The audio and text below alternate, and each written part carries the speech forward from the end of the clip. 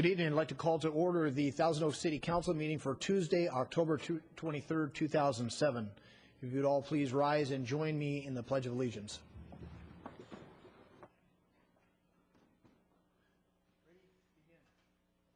Allegiance to the flag of the United States of America, to the republic for which it stands, one nation, under God, indivisible.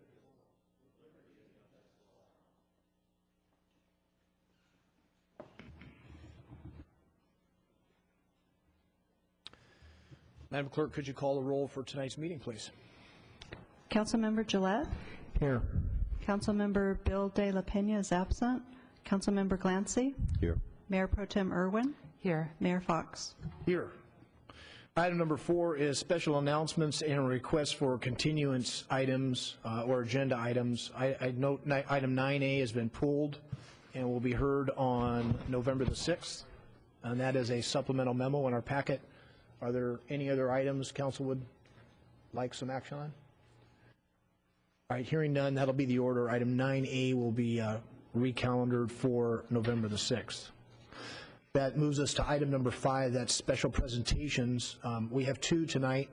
Our first presentation will be a report on the events of the last 3 days with respect to the area brush fires. And at this point, I'd like to turn it over to City Manager Scott Mitnick. Mr. Mayor, members of the council, in a moment we'll hear from County Fire Chief Bob Roper and our Thousand Oaks Fire Division Chief Michael Plant and our Police Chief Dennis Carpenter. But before we do that, I just want to let the council, or remind the council, let the community know that the city of Thousand Oaks is in very good shape at this point. We have done very well through the recent wind and fire events. It's a little bit ominous and scary when you have all these events going on around you and you're sort of in the middle of it.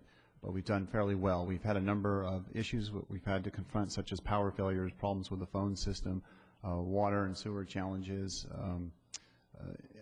some minor damage, wind damage to the city Civic Arts Plaza facility, a lot of down trees, well over 100 trees down.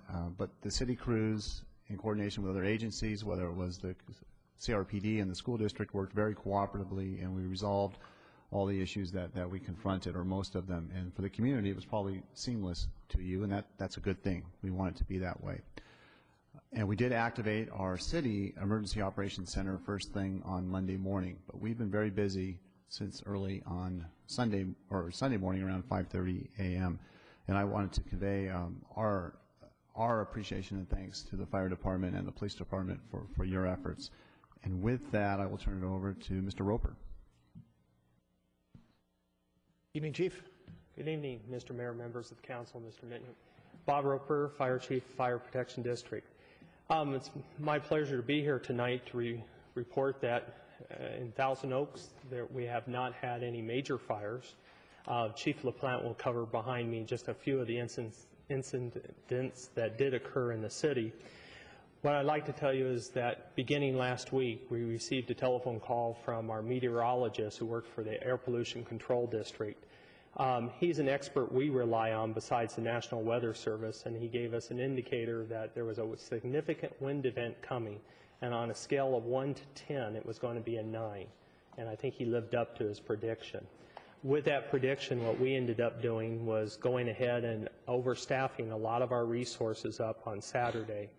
And then when the wind conditions started on Saturday night and we saw what was happening on Sunday, we went to our maximum deployment where we staffed all of our first run and all of our reserve equipment, some with full staffing of 3 and some with overstaffing of 4 on those equipment as we needed to. It paid dividends because what we knew is as incidents started breaking across Southern California, we were not going to be able to get additional resources nearby like we traditionally do, and that is exactly what happened. Fires started popping in LA County, threatening Ventura County, and then you all saw in the news what was happening in Malibu, what was happening in LA County, and then it started just progressing south to where it is today. I think what you'll see is when the smoke clears, the fire siege of 2007 will surpass the fire siege of 2003 that we experienced before. It's with sad news that I have to report that, but I think the acreage and the life loss and the damage estimates will really surpass. What we ended up with is a firestorm condition fueled by the Santa Ana conditions with ultra-dry fuels, that the situation was poised for this to happen. In 2003, we experienced the same type of thing, and afterwards, the governor commissioned the Blue Ribbon Panel, and through that panel, what we ended up is making recommendations on how we can improve our system of mutual aid. Many of those items under the Blue Ribbon Commission report have been rectified, and it did allow us to actually escalate our system much quicker than we did in 2003.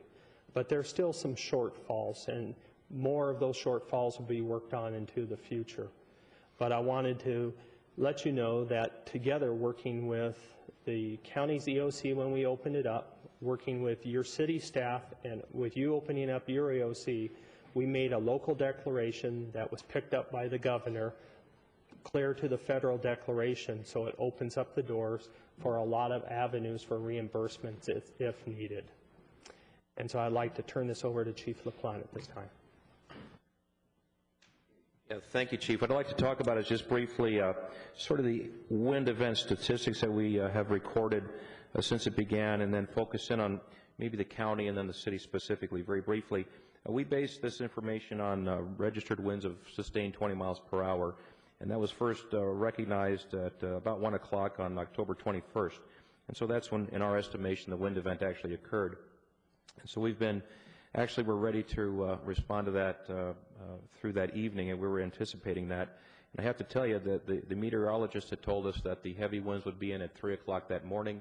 At about 2 o'clock, I was outside, and it was still relatively still. At about 3:10, I thought, well, I guess he missed his mark. I went outside, and I was stunned at what was happening. It was right on the money. So all of that worked out real well. During that period of time, since 1 o'clock on October 21st to about this afternoon, the Ventura County Fire Department responded to 17 brush fire reports and over 36 reports of miscellaneous fires related to the wind event in that period of time, beyond all the other calls that we traditionally handle day to day, including EMS, traffic collisions, and other fires. In the city here, just to note, we had one notable structure fire on Essex Drive. It was a two-story home, I believe, but it was heavily involved upon arrival. We went to a second alarm immediately, but because our folks got on it pretty quick, the second alarm was never needed. Although the winds were blowing quite hard, that was contained to a smaller portion of that structure, so that was very fortunate. We did have the fire, I believe it was on Sunday morning. It was the 5-acre fire off Reno Road, across from Pepper Tree Park. And I have to tell you that that call came in. The first call, I was in our dispatch center, and within minutes our switchboard lit up, and it stayed that way for a better 15 minutes. By the time our units got there, I think all 5 acres were almost consumed. It was slicked off, as we say, in about 10 minutes. And so we knew we were in for some trouble. We had no problems with that as far as structural losses. It was just that hill that went away. We've had multiple smaller fires in town, all of which have been suppressed. What I do want to speak to is, if you look at the maps in front of you, the three major fires that seem to be causing us or have caused us the most concern, the first of which would be the ranch fire. If you take a look at that, I think it'll be posted up here. We have maps over here.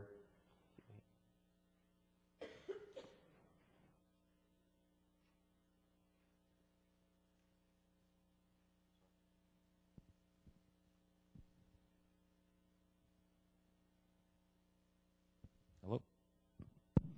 Okay. If we look here, we see the ranch fire. Its point of origin was back here on the I-5 freeway at Templin Highway. It stayed in that location for probably 24 hours or 36 hours, but we had been prepared down here once that started with the anticipated northeast winds to address the Piru and Fillmore areas. And so that really drove us into a heightened state of awareness. Subsequent to that, the buckwheat fire in Los Angeles County broke, and we were certainly concerned about it running against the I-5 and entering the county. Our magic line here is the Highway 126, which we don't want any fires to get below. And this one did present that threat, although it was somewhat mitigated and done well by Los Angeles County. We had this fire yesterday. This one had us very much alerted. This was a fire that started behind Magic Mountain, and when this fire broke, we were absolutely convinced that it was going to come into Ventura County and the Simi Valley area. We have a couple of folks who are very good at their jobs. They went in here along with LA County, and they suppressed this fire despite the 40 and 50 mile an hour winds and stopped it on this ridge, and I believe really saved us a lot of trouble, not only for Simi Valley, but just in general the system that's already under siege and very well depleted. So I think with that magic fire being contained, we're making great progress on the ranch fire. I think we're turning the corner in the county, and we are turning a corner to a degree that will begin to release resources into the system. To this point, we have really not deployed any resources out of the county because knowing mutual aid is probably non-existent right now. We are our own neighbors. We'll have to help ourselves. There really isn't anything available to come help us. So we've maintained all of our staffing and all of our engines and strike teams in the county. If the weather continues to turn and we get good progress on the ranch fire, we'll begin to start releasing resources into the Southern California area to help our neighbors, strike teams, and some overhead positions probably starting this evening or tomorrow morning. We feel pretty confident about that. So with that, that's the current situation here, and Chief Roper and I are available for questions related to the fire. Thanks, Chief. Do we have any questions for either Chief Roper or Chief LaPlante? Okay, we appreciate the report. Mr. Gillette? Chief? Which one? Mike? I'm sorry, one quick question. So close to the door. Chief, and half the room stands up, I know. The governor's press conference this morning talking about the release of federal assets, and they were talking about bringing National Guard C-130s from as far away as North Carolina. Do we still have the California Air National Guard C-130 firefighting aircraft at Magoo? On a regular basis, we do not. The 146th Air Wing has taken possession of new C-130 aircraft that could not accommodate the modification. Okay. But I can tell you that the last word I got is that they were brought into that location today at about 11 o'clock. So with that federal declaration brought a new wing of aircraft that are capable of that modification into Magoo, and so they have stood up that capability there. And it was supposed to be between 11 and 2 this afternoon. They were supposed to arrive at Magoo. So they brought them in rapidly. It's just we've lost those due to the modifications of the military aircraft. So we have them back now, and we'll stay probably for the duration of this. Okay, thank you. Okay, and we'll hear from our police chief, Chief Carpenter. Mr. Mayor, members of council. As you know, I wear two hats sometimes, so I'll speak about the Sheriff's Department first. The Sheriff has deployed numerous resources out to the Piru, Fillmore area, have been out there for a couple of days since the fires began, as well as Tapo Canyon. Really didn't impact the police department, though, very much at all. The sheriff was asked to put together a platoon of officers through state OES mutual aid request for Southern California, and they put together a list and identified a couple of our officers that would be a part of that deployment should it occur, but as of 5 o'clock today, they've not been deployed outside of the county. We have been handling calls as usual. All of our beat cars have been staffed, and should I need additional resources, I've got detectives that wear uniforms on occasion and a whole traffic unit available. So we're in good shape. Things are normal for the PD. All right, any questions for Chief Carpenter? All right, we want to thank both the sheriffs and fire departments for their continued professional, outstanding service. I've said many times, council has too, how fortunate we are to have such outstanding public safety agencies serving our community. As Chief Roper pointed out, when it's all said and done, there's a good chance that the devastation both in life loss and property loss will surpass 2003. So certainly our thoughts and prayers go to the families who have suffered loss, either personal loss or property loss. And we also want to keep the firefighters and the sheriff deputies and law enforcement in our thoughts and prayers. Those folks are working very, very hard and putting themselves in harm's way to protect communities, in many cases that they don't serve daily. We have firefighters throughout the state of California going into communities and counties that they do not normally serve and taking tremendous risks for property and folks that they're not even paid to serve, so to speak. They're in other areas, and so we want to keep them and their families in our thoughts and prayers.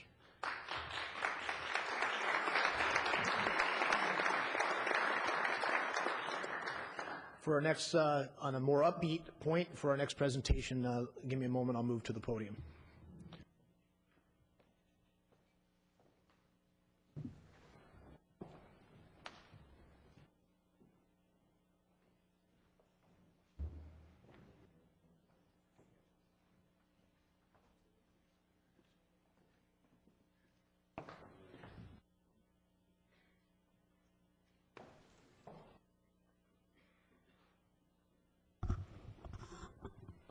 For our next presentation, I'd like to invite up to the podium Matthew Burke and our theater's director, Tom Mitzi. Tom. As they make their way up, as many of you know in the community, the fundraising arm of the Civic Arts Plaza, the Alliance for the Arts, and they have been very successful in their mission to support our theaters groups and performing arts groups. Through their fundraising efforts and contributions, every year the Alliance for the Arts award grants to groups performing at both the Kavli and Sheriff Forum Theater for the purpose of offsetting programming costs.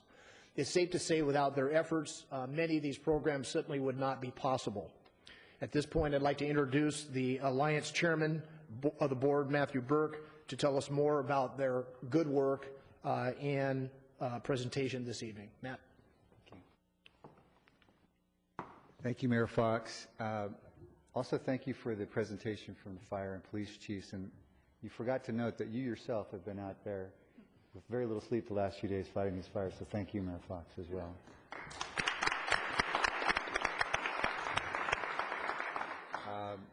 Honorable Mayor Fox, City Council members and City staff, we just had a very lovely reception out in the lobby before the council meeting to award 28 local nonprofit groups checks to help pay for their rental of the facilities over the 2007-2008 season, and these checks totaled $244,000, bringing the grand total over the last several years to $1.5 million.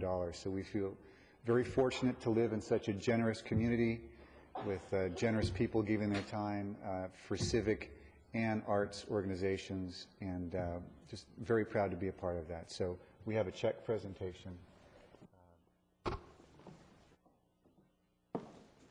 If the city council members and city staff would mind coming up to take it, or we'll go over to you to take a picture.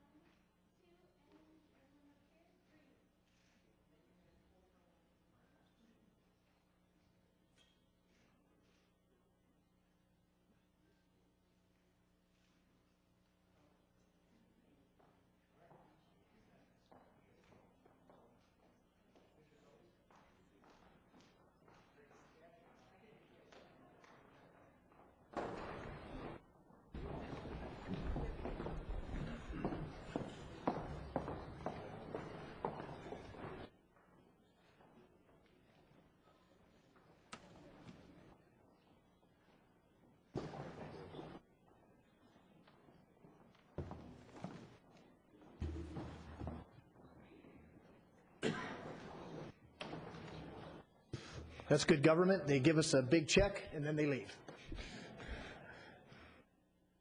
All right, that concludes our special presentations tonight, and that brings us to item number 6, that's public comment. Madam Clerk, could you call public comment, please?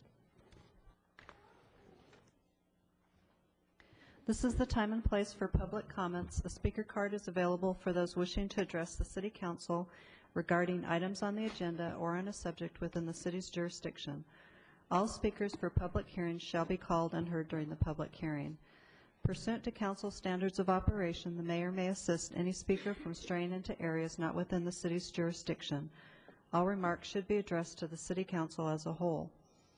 Under state law, issues discussed under public comments can have no action unless listed on the agenda and may be referred to the city manager for administrative action or scheduled on a subsequent agenda. All documents for City Council and the official city record should be presented to the city clerk prior to speaking. Speakers are requested to state their name and city of residence for the record. 6 people have presented cards, and pursuant to council standards, speakers are allowed 3 minutes. The yellow light displays when you have 1 minute remaining. Thank you, Ms. Lawrence.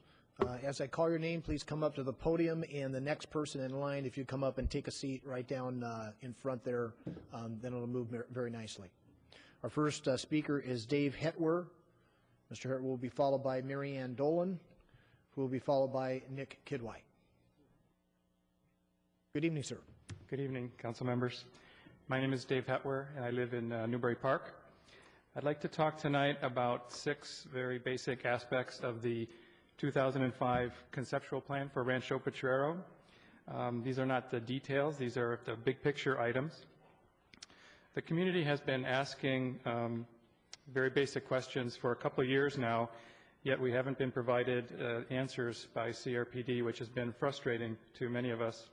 I'm hoping that council members Jackie Irwin and Claudia Bill de la Pena, who are very involved in this project, will request information on these 6 basic items for the alternatives that we'll all be discussing on December 5th. The first item is the proposed hours of operation of the park. That is still unknown. Will the park close at 6 to 7 p.m., which is typical for our other parks, or will it be open until late at night for potential events which may occur? It's been 2 years since the conceptual plan was created and approved, and we still can't get an answer to that simple question. The second basic aspect relates to fire hazards. Will barbecues, fire pits, open flames be allowed or not? Obviously, this is a very serious issue for a rural setting like Rancho Potrero. And why is this still a mystery after 2 years of asking? Third, the 2005 conceptual plan called for a reservable pavilion that would seat up to 200 people.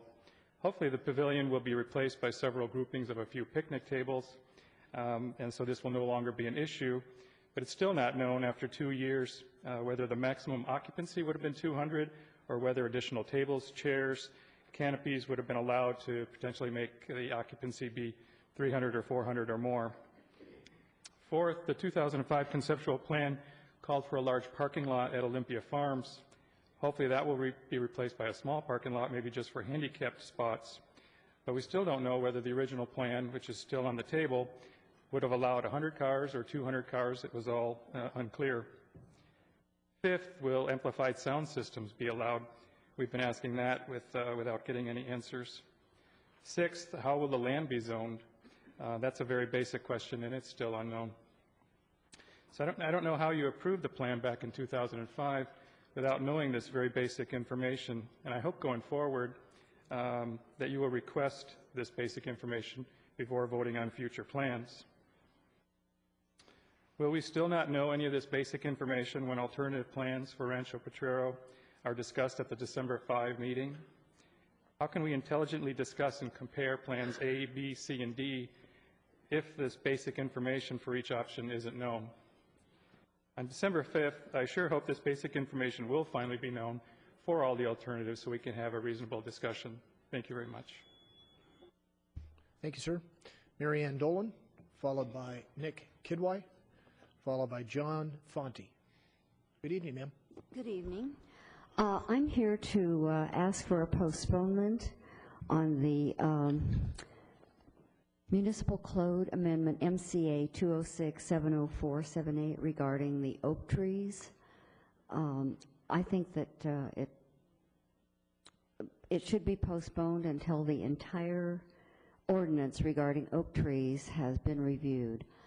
I speak from personal experience with a very large oak tree falling in my backyard and destroying my garage and a lot of personal property, and I just feel that the entire oak tree ordinance needs to be reviewed and possibly revised, and this doesn't cover everything that should be covered.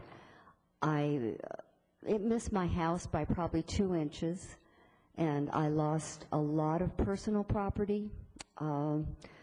It belonged to a neighbor, and he wasn't able apparently to trim it as he should have done. Anyway, I would appreciate so much if you would postpone any vote on this amendment until it's been studied much more than it has been right now. So that's really all I have to say. Thank you for your consideration. Thank you, ma'am. Nick Kidwai, followed by John Fonte, who would be followed by Todd Lundy. Good evening, Mr. Kidwai. Good evening, Mayor Fox. I begin in the name of God, who is most beneficial, most merciful. My name is Nick Iqbal Kidwai. a resident of Newbury Park, and Dr. Glancy, last time I checked, still Director of Concerned Cities of Thousand Oaks, even though we have very few members left anymore. But that's another story. Want to, first of all, take care of a few small items. If TOTV can show this beautiful new gadget that you have. I have the city's website page there. There.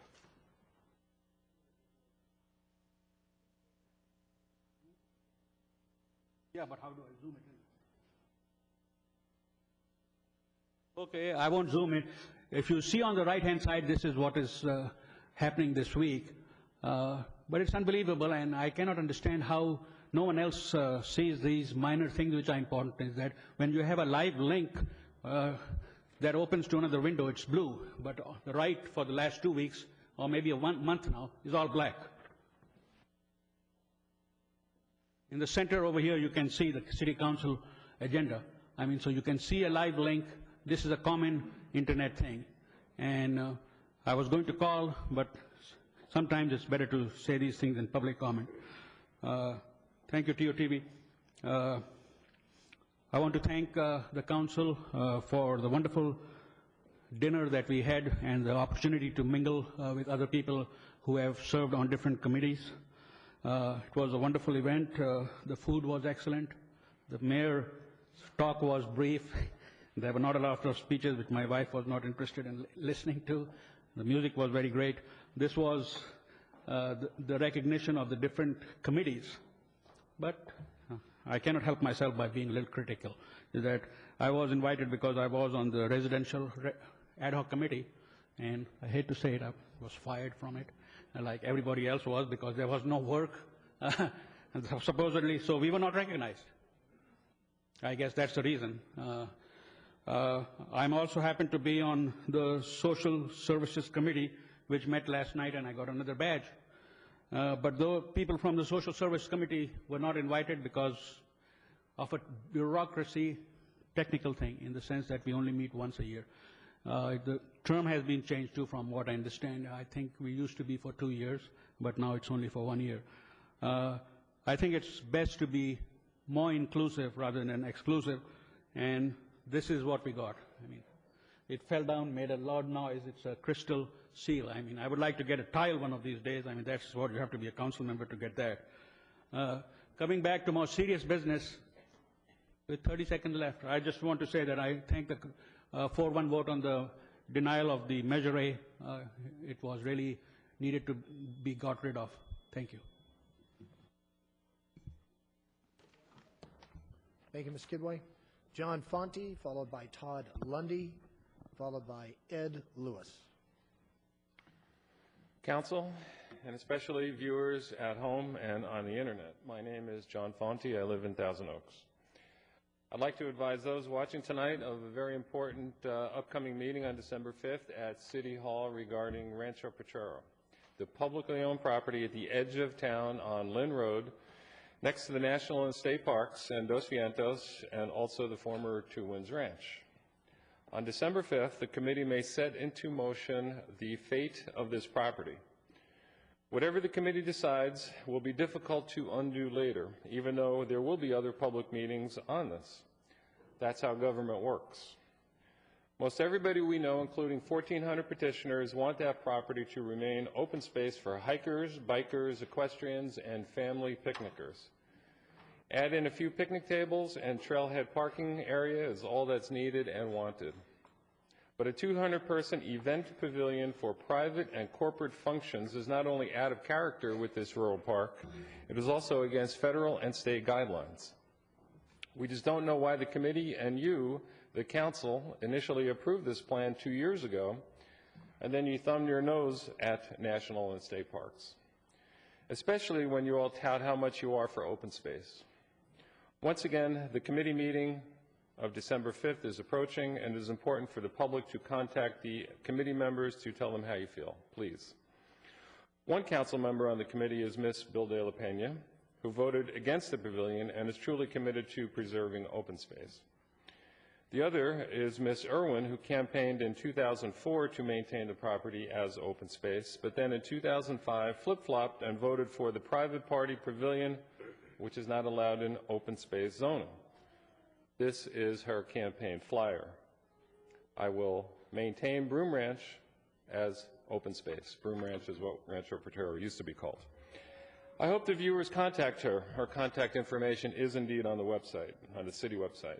Last week, another event happened. When the December 5th meeting was scheduled, the city manager, Mr. Mitnick, and the manager of the Park District, Mr. Friedel, advised that no materials, documents, or information would be released prior to the December 5th meeting. Instead, they would distribute the materials at the meeting. I couldn't believe what I heard. For them and for council and the park and the board of the Park District to hide important material from the public, not giving us a chance to review the materials before the meeting, is unbelievable and just plain rotten, especially on this sensitive topic when more information should be made available and as early as possible. It's highly insulting to focus group members, members of the public, and your own committee members who have all spent countless hours on this. Many of us get so disgusted with sneaky backdoor dealing government officials, we can jump right out of our skin. Please keep your campaign promises and stop trying to railroad a plan through. Thank you. Todd Lundy, followed by Chris Stark, followed by Ed Lewis. Does the clock start when I start talking? Go ahead, Mr. Lundy. Okay. There's a couple of things I'd like to bring to the council's attention. One is a safety issue. You have a project going on in Los Feliz where you bought out 4 houses. You're going to be putting in one of your projects in there, or I believe it's mini mansions, is putting a project in there. Is that correct? That street from where you're putting in the project down to 7-Eleven, it's a very narrow street, and I brought this up to the councils before, and they've had the staff go out and look. And what they do is they go out there at 2 o'clock in the afternoon, and they say, oh, well, there's monolithic sidewalks, which means dirt paths on each side. But if you, tonight, please, just take the ride up Los Feliz, you'll find that cars are parked on both sides, and that kids come out of that from behind those parked cars, and I've almost hit 2. There's also a little lady in a electric cart that runs the center of the road, and I really feel sorry for her. I follow her up the street at 4 miles an hour. There's really no way for those kids to get to 7-Eleven, and a lot of the folks are women with baby carriages going to the shopping center on Tia Boulevard, and that area really needs to be looked at before you put any more units in there. You really overbuilt it. In a half mile, you got 200 residents.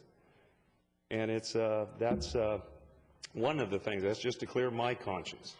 Because the other thing is that the house on Herbs Road, I came here a couple of months ago and I asked you for help. And I told you that it concerned the Herbs Road widening. I didn't want to embarrass the city at all. But it's gotten to the point where I have to bring this up. The house was built in 1921, long before the city was ever here. I'm 54-year resident in February, 55 years. And someone had put a proposed easement in. It's not even an easement, it's a proposed easement. We shot it, and it was 2 feet inside the original home. That was a mistake that the city made.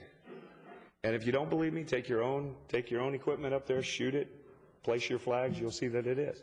Which meant anywhere this man built on that property, anywhere he attached to his house, it would have been he would have been within the 20-foot range. And how did it get that far?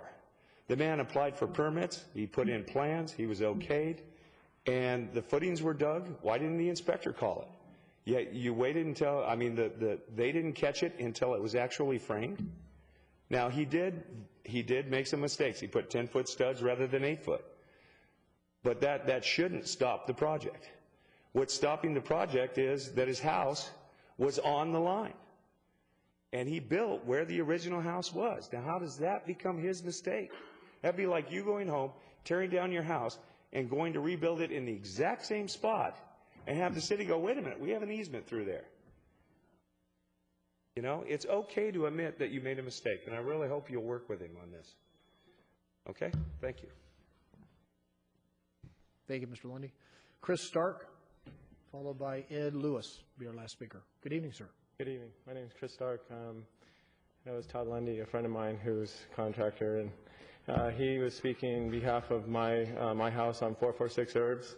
I'm asking for the city council's help on maybe guiding me through the process and helping me out. A lot to do with, the road widening and, all these questions come up. Well, Public Works, we talked to Public Works. Public Works says we're going to widen the road, so then it's going to really put your house really close to the street. So, we're kind of stuck, and my family and I are just asking for help. So if you guys can take the time and just look into this, I'd appreciate it. And thank you very much.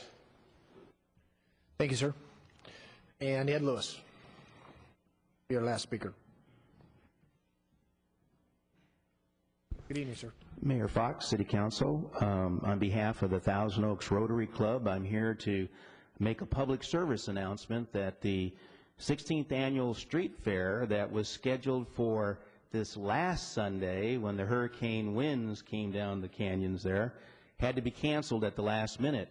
But the good news is that it's been rescheduled for Sunday, November 4th, and we hope everybody that's watching and looking on the internet will join us that day, because it is one of the largest fundraisers that Thousand Oak Rotary does to support a lot of the nonprofit groups that they do through their grants program. And it will have over 240 arts and crafts vendors with some very fine merchandise there for folks to look at and purchase.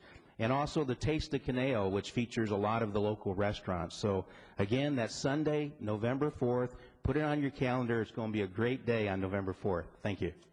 Thank you, Ed. We also have a written statement card regarding mobile home parks zoning, so that'll be incorporated into the record. That concludes our public comments, and that moves us to item number 7. That's the City and Redevelopment Agency consent calendar. It's the pleasure of the council. Mr. Gillette? Do you want to move? No? Mr. Irwin, somebody want to make a motion? I'll move the consent calendar. All right. Mr. Irwin moves for approval of the consent calendar. Any items to be pulled? Mr. Gillette. Mr. Mayor, I have just one quick question on item D. This is the expenditure to allow residents of the City of Thousand Oaks to participate in the City of Camarillo's household hazardous waste collection system. And it raised a question with me.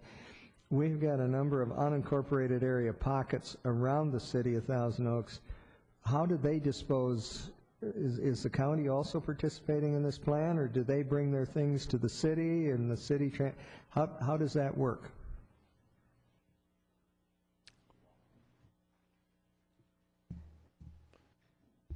Mr. Watkins? Yes, thank you, Mayor Fox, members of the council. Yeah, this particular item is to provide additional access for city residents. And so we hold monthly household hazardous waste events as it is. There's times when people call and they're either moving out of town or some other situation doesn't allow them to wait for our monthly event. And in that case, we would be able to refer them to Camarillo, and they hold monthly events, but on alternate, like every 2 weeks later than ours. For the county unincorporated folks, we do accommodate those folks at our monthly events. I'm not sure whether or not the county has a similar agreement in place for Camarillo, but at our monthly events, we do have an agreement in place with the county also. So I'm not sure what they do if they've got a more urgent need than that. Okay, I'm just curious because with Casa Caneo and Lynn Ranch and the other areas around, that's a sizable population, and how do they dispose of these same types of hazardous materials, and are we including them in our program, and do they go along with the inclusion of us? This is another, it's a small amount, it's $20,000, but are they just kind of feathered in with the city's program to go to Camarillo should they choose? They're not, the county unincorporated population would not be part of this agreement. The general rule is when somebody shows up at these events, they're not turned away. But I don't know whether the county has a formal agreement with Camarillo or not. Okay, thank you. That's the only question I had. So. All right, we do have a public comment card, Mr. Kidwhite. You can thank Ms. Lawrence. I almost missed it.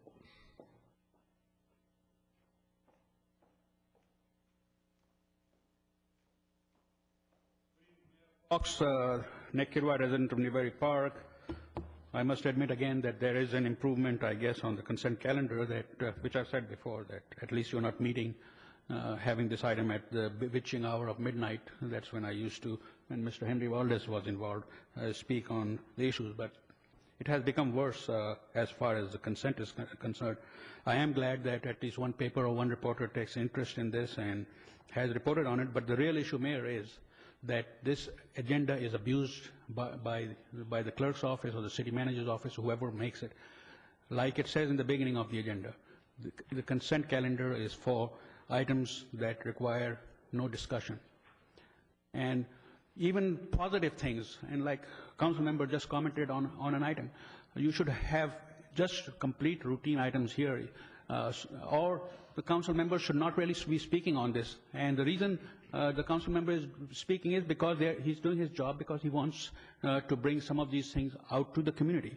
I would like the TOTV to show today's agenda, which is on the overhead. I cannot zoom in on it, but it just shows over there. Department reports, redevelopment reports, committee board reports. This is where these consent items like C, D, and E, etc. need to go, on which I'm speaking. Item C is right there. I also believe that there should be truth in advertising. I mean, that's from item number C, the theaters. And the mayor said they came, they gave the check and left. But it says right here, which, I mean, you need to do some research. It cost me 10 minutes to Google it to find out. It says right there that this theater here is the largest between San Francisco and Los Angeles. And I knew that couldn't be true. There it is, San Jose. 10 minutes of work, 2,665 seats. Well, I guess I'm wrong, because it has a big city hall here. I don't know, maybe that's the way to look at it. You have item number E and F, which is the sewage. I mean, the issue of the sewage, I mean, the reason I used to speak at midnight on the consent calendar was because when this blob was being built, all the change orders were put in the consent calendar rather than being methodologically being discussed. And even to this day, we have the problems of spending more and more money to fix the problems that were not done up front. We know through what we went for the wastewater thing and the wastewater improvements, and the community wants to know, should be in a report from the Public Works. Hopefully, before I die, this city's consent calendar will be improved. Thank you for letting me speak. Thank you, Mr. Kidwai. And now we go back to item 7. We move consent? Yes, we can. Mr. Gillette moves consent. Do we have any discussion on those items? Vote, please. Motion carries 4-0. All right, that is approved. That moves us to item 8. That's our public hearings. Madam Clerk, could you call item 8A, please?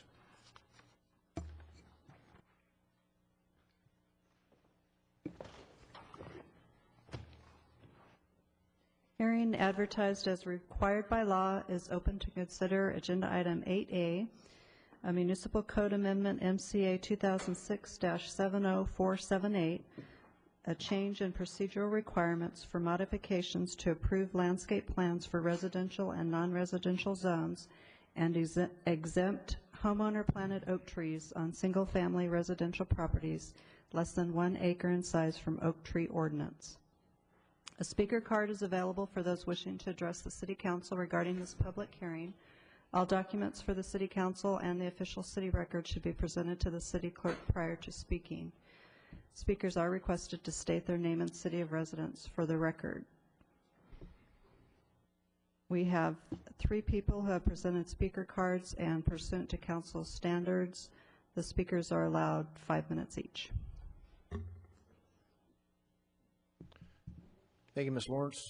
The staff report will be provided by Mr. Kearns. Good evening. Good evening, Mayor Fox and members of the council. As mentioned before you this evening is MCA 2006-70478, proposing to amend the current code requirements related to procedural standards for changes to approved landscape plans and exempt owner-planted oak trees from the oak tree protection standards.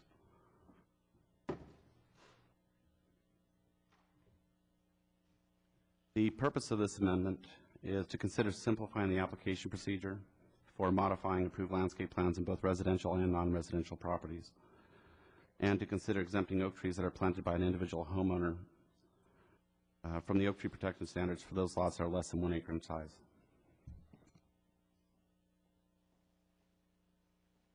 Since this code amendment involves a change in general policy and procedure, it does not qualify as a project and is exempt from CEQA requirements.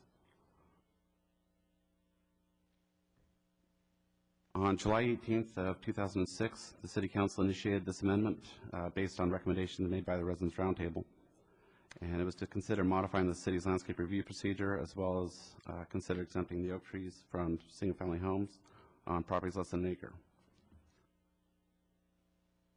On January 23rd of 2007, the Business Roundtable recommended to Council initiation of a municipal code amendment to consider permit enhancements, which included changing the procedural standards for alterations to approved landscape plans. And on September 10th of this year, the Planning Commission considered the recommendations made by the two committees, and after discussion, voted to recommend approval of changes to the landscape review procedure. Currently, the landscape review procedure involves a two-step process. First, an applicant is required to file a minor modification to change the project condition to modify a landscape plan. And through that process, if it's approved, the applicant is required to go through the technical review process, which is the landscape plan check process.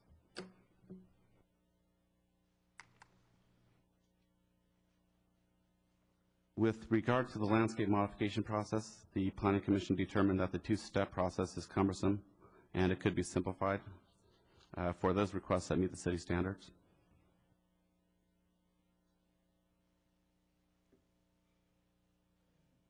Therefore, the Planning Commission is recommending that the minor modification process be eliminated and that requests for changes to landscape plans be considered solely through the technical review process to ensure that the proposed changes do comply with all city standards.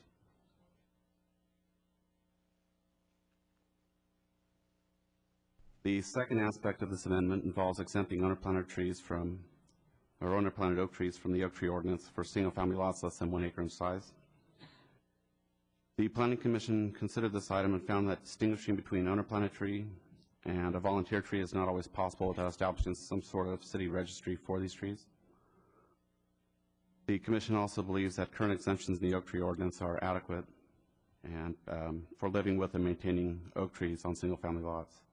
And any further exemption would be in conflict with the city's oak tree ordinance and its general plan. Therefore, the Planning Commission is recommending that this portion of the amendment is not approved.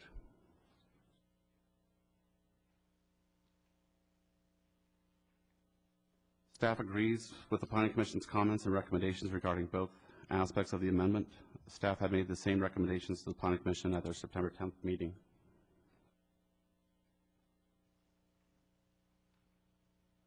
The Planning Commission staff recommend that the City Council introduce Ordinance Alternative A, which modifies the landscape review procedure and does not amend the oak tree ordinance, and adopt a new resolution rescinding Resolution 9374 to establish revised landscape and irrigation standards to conform with these code changes. This concludes staff's presentation. Staff and City Oak Tree Consultant Richard Campbell is available for questions. Any questions for staff before the public statement cards? Ms. Irwin? I had a couple of questions. There was one speaker that said that there's additional changes that we're looking at to the oak tree ordinance. Is that correct? At this time, we have no additional amendments or changes that we're proposing. Okay, and then it says current exemptions in the oak tree ordinance are adequate. Could you explain what the current exemptions are? A tree is not considered protected by the oak tree ordinance if it's less than 2 inches of diameter as measured from 4.5 feet above grade. And branches that interfere with the structure that are 2 inches of diameter may be pruned without a permit. And then deadwooding and just general maintenance of a tree does not require a permit. It's only when we want to cut live tissue or those branches that are greater than 2 inches in diameter that are interfering with the structure requires the permit process. So general maintenance is allowed. Can you repeat that again? If there is a branch over 2 inches diameter that's interfering with the structure, you can cut it without a permit? No, in that instance, it would require a permit. We'd have to take a look at it and see if there's any hazard being presented by that branch, and if so, we would allow removal. And what is the cost of a permit to remove a branch that's presenting a danger to a structure? I believe the fee is $185 plus a $160 deposit.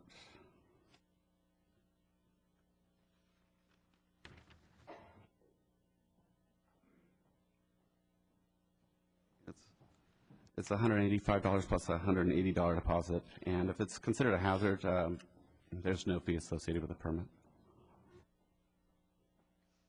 How old is a tree that, approximately a tree that's 2 inches in diameter?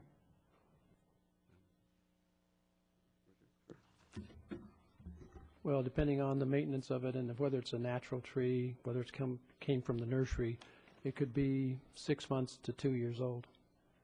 So a permit's required basically any time after that After time? it's 2 inches. All right, thank you. Mr. Gillette. If I remember correctly, sometime back, and I think it dealt with with one of the health clubs, the former City Hall facility, when it was working on an expansion, and in order to accommodate that expansion, it wanted to put in a parking structure in the back, but it was precluded from doing that initially because nursery stock that had been planted in the parking lot when the original building was approved was in the way and had not been maintained. It was I guess most aptly described as oak bushes. And I remember, if I'm not mistaken, that was one of the early issues that prompted part of this evaluation by the roundtable. And then, John, do you remember that? Wasn't this thing supposed to stop problems like that, or address issues like this? Actually, that was, I think, back in about 98 or 99, and it is as you described it. And the requirement at that time was that they did need an oak tree permit to remove those trees, even though they've been planted as part of the original landscaping of the parking lot. And because of the number of trees, it had to go all the way to the city council. And subsequent to that, the council, on a separate recommendation, did amend the oak tree ordinance to provide that trees that had been used as landscaping in a parking lot did not have, even though it was more than the 3 trees that ordinarily requires higher level than administrative review, that trees in that situation, any number of trees, could be dealt with administratively rather than going through, at that time, city council. And the other change the council made was that the oak tree permits for more than 3 trees did not automatically have to come to council. They are dealt with by the planning commission. But that one exception was made for trees in a parking lot that have been planted as part of the landscaping of that parking lot, that those still needed an oak tree permit, but that even though it might be more than 3 trees, it could be dealt with at the administrative level. Okay, thank you. Any other questions? Okay, we have, I think, 3 public comment cards. Frank Lucier, Dave Gelbranson, and Henry Valdez.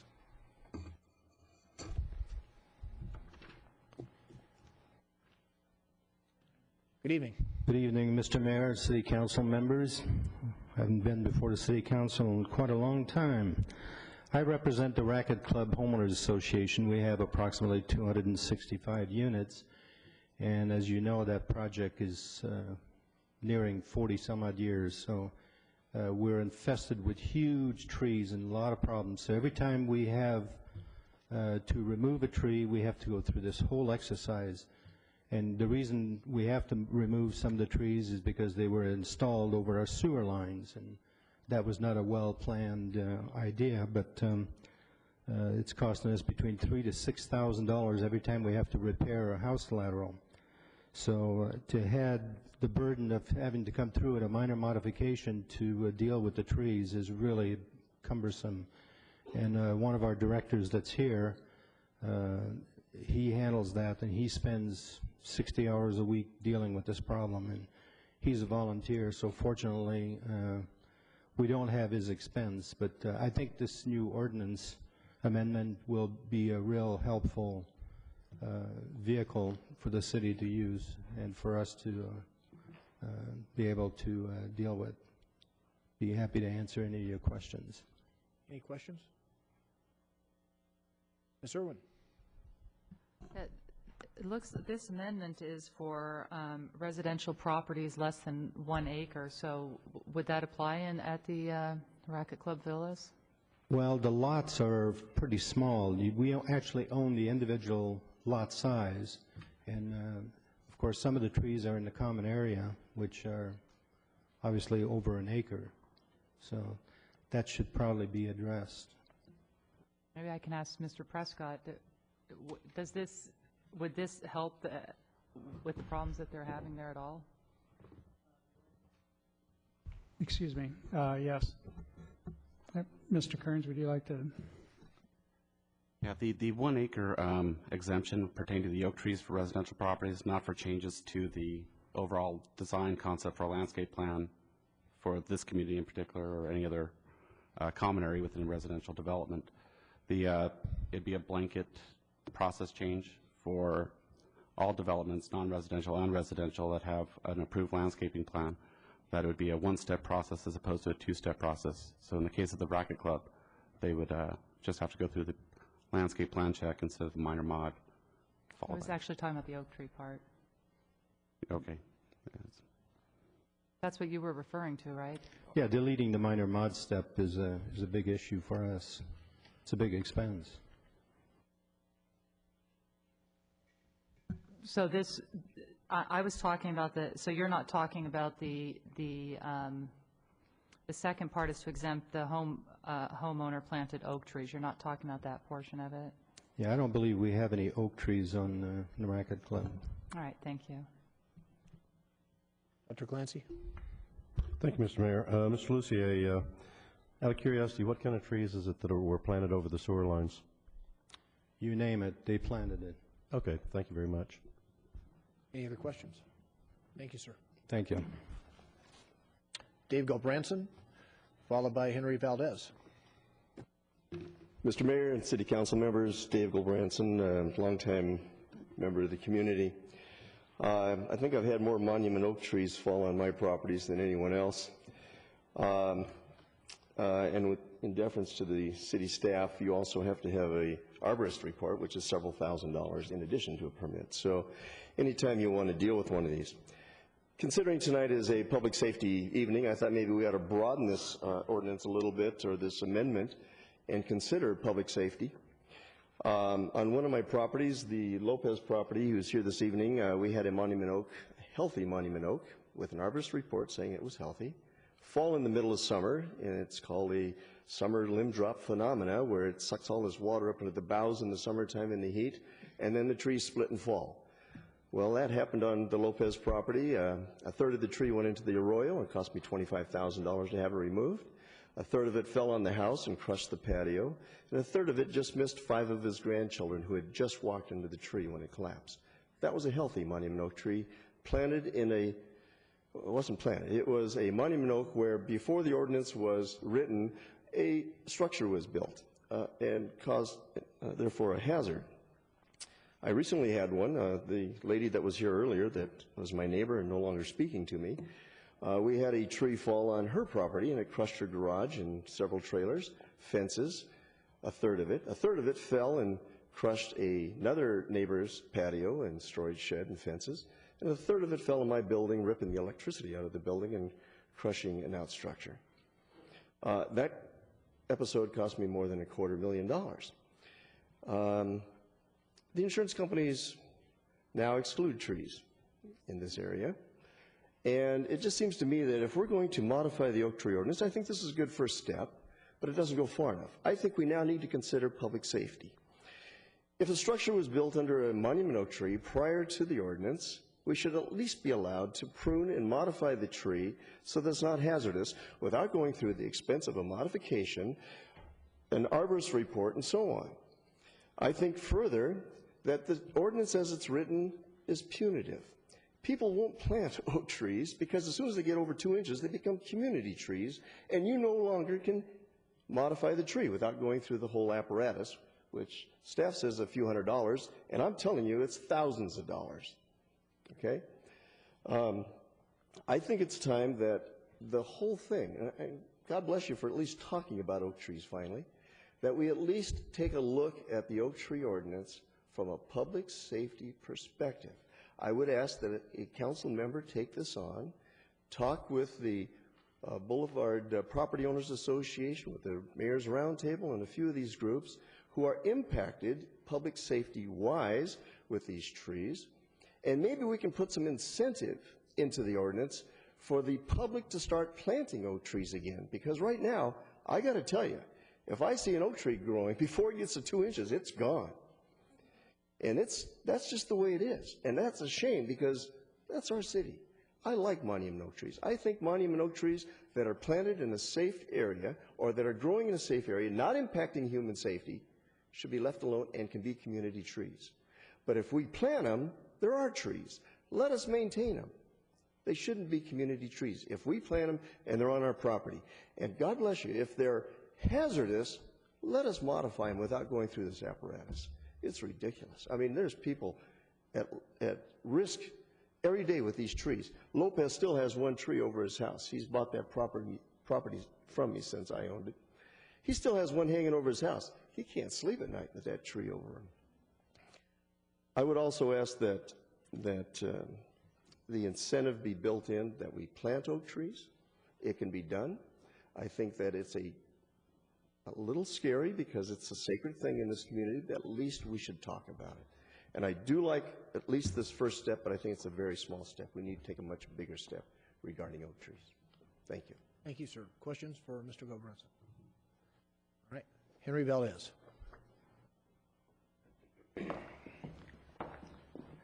Mayor Fox, members of the council, nice to see you this evening.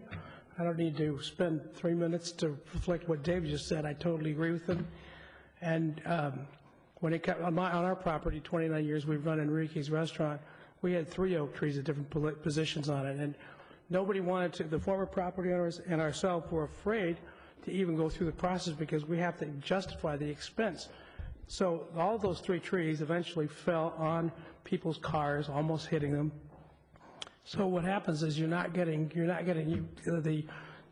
people to participate in doing it because the whole process is too difficult. I think there's like every time you have a word where it's historical landmark tree, one letter change could make it hysterical landmark when somebody gets killed or some huge expense goes on. So don't need to take 3 minutes just to let you know. I think more study would be called for. And thanks for listening. Thank you, sir. We got a late card here. Mr. Kidwai? That will be our last card. Mayor Fox, City Council, I really appreciate your taking the late card. I did not want to speak too many times, but I could not help myself while sitting here because, for the record, this was one of the last issues that was deliberated by the Residents' Roundtable. And believe it or not, it was not deliberated just last year, but it was deliberated for about 2 years. And I, for one, who champion property rights, I espouse the same position that the people that spoke before me. And I was almost a bad guy, because in this community, to speak of removing oak trees or the status that is given to them is just sacred. I mean, it will take a lot of changes in people's minds. And I told them my own experience, because on Arbor Day here at the City Hall about 10 years ago, I got a free oak tree. And I kept it. I didn't want to plant it right away, but then for 2 or 3 or maybe even 5 years, I think, I tried to get it planted by a gardener. And he refused to do it. He said, "You know what you're doing, sir?" I said, what? This is an oak tree. He said, this is 1,000 oak. I said, yeah, I know that. He said, well, you will not be able to take it off. You'll have all these problems. I said, well, you are the gardener, and you're the landscaper, plant it in a place so that there will be no problems. And so it took me a third landscape guy that finally planted it. And so I said this, that we need an oak tree ordinance for the Oaks Mall, for large commercial projects, so that we can design, and that's what the intent of the forefathers of the city was to, you go to the Oaks Mall parking lot, you see how the lines are striped, so we have saved so many oak trees. But for a homeowner, even if, in fact, I was in the pool business, and I remember going to North Ranch, and the homes had 3 oak trees, and they wanted to put a pool. But they couldn't do anything to the oak trees, even though it was a $1.5 million property, and they wanted the pool, and they got the pool. But the problem is with the leaves and stuff like that, pools are not that compatible with trees. In fact, right now with the winds, I'm lucky to have a very nice pine tree, and half of it is about to fall. And I've called 5 tree people. They said, oh, we will come, or the gal said, and nobody has even come in. I'm trying to save it, and I've told my son and everybody not to park on the street. So we all love trees, but we have to be practical and reasonable. But unfortunately, there's quite a few people in this community that have the unreasonable position about oak trees, that somehow if you loosen the ordinance, or it will open Pandora's box, and you'll have all kind of high-rises in the city, and you are doing special favors for developers if you let people do it, etc. So I think in the near future in this community it will be very difficult to loosen the ordinance, and in fact we tried to make some changes. I don't know if the staff has brought the exact same changes that the Residents Roundtable had done. We would like to know, if possible, if there are any changes from what was discussed by the Residents Roundtable. I did watch the hearing before the Planning Commission. I think they did make some changes.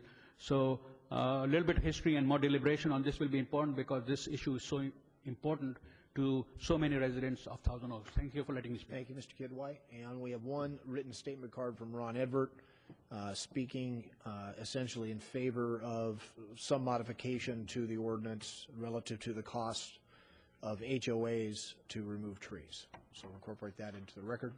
That concludes our public comment cards. Go back to staff. Staff, any follow-up comments, questions from the public? Anything? I'll just make one comment, and that is that if somebody calls our office and says, I've got a dead oak tree or I've got a hazardous oak tree, we will send out one of our consulting landscape architects, or if they're not available, which is very infrequently, one of our code compliance officers. And if they confirm that it's a dead or hazardous tree, they'll give on-the-spot authorization to remove it, and it's no fee and no report. If there's in the opinion of our very experienced landscape architects, if there's an issue as to whether or not that tree is really a hazardous tree, obviously a dead tree, they can tell, we may require an arborist report at that point. But if it is a dead or hazardous tree, we do not put anybody through a rigorous permit process or exorbitant fees. If I could, Mr. Prescott, I know that's going to be a question. I certainly, in listening to Mr. Gilbranson, the public safety issue, I think, kind of caused us all some pause. How many of those on-the-spot, no-cost permits do we grant per year?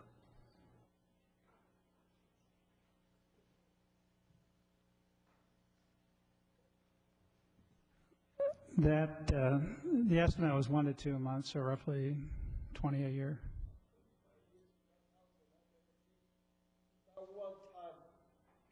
Okay, sir, we appreciate that. Just if we could just maintain some decorum, we've had the public. And I think the example that was given was a tree that everybody thought was healthy that fell, and had somebody said this is a dead or hazardous tree, then it would have been investigated.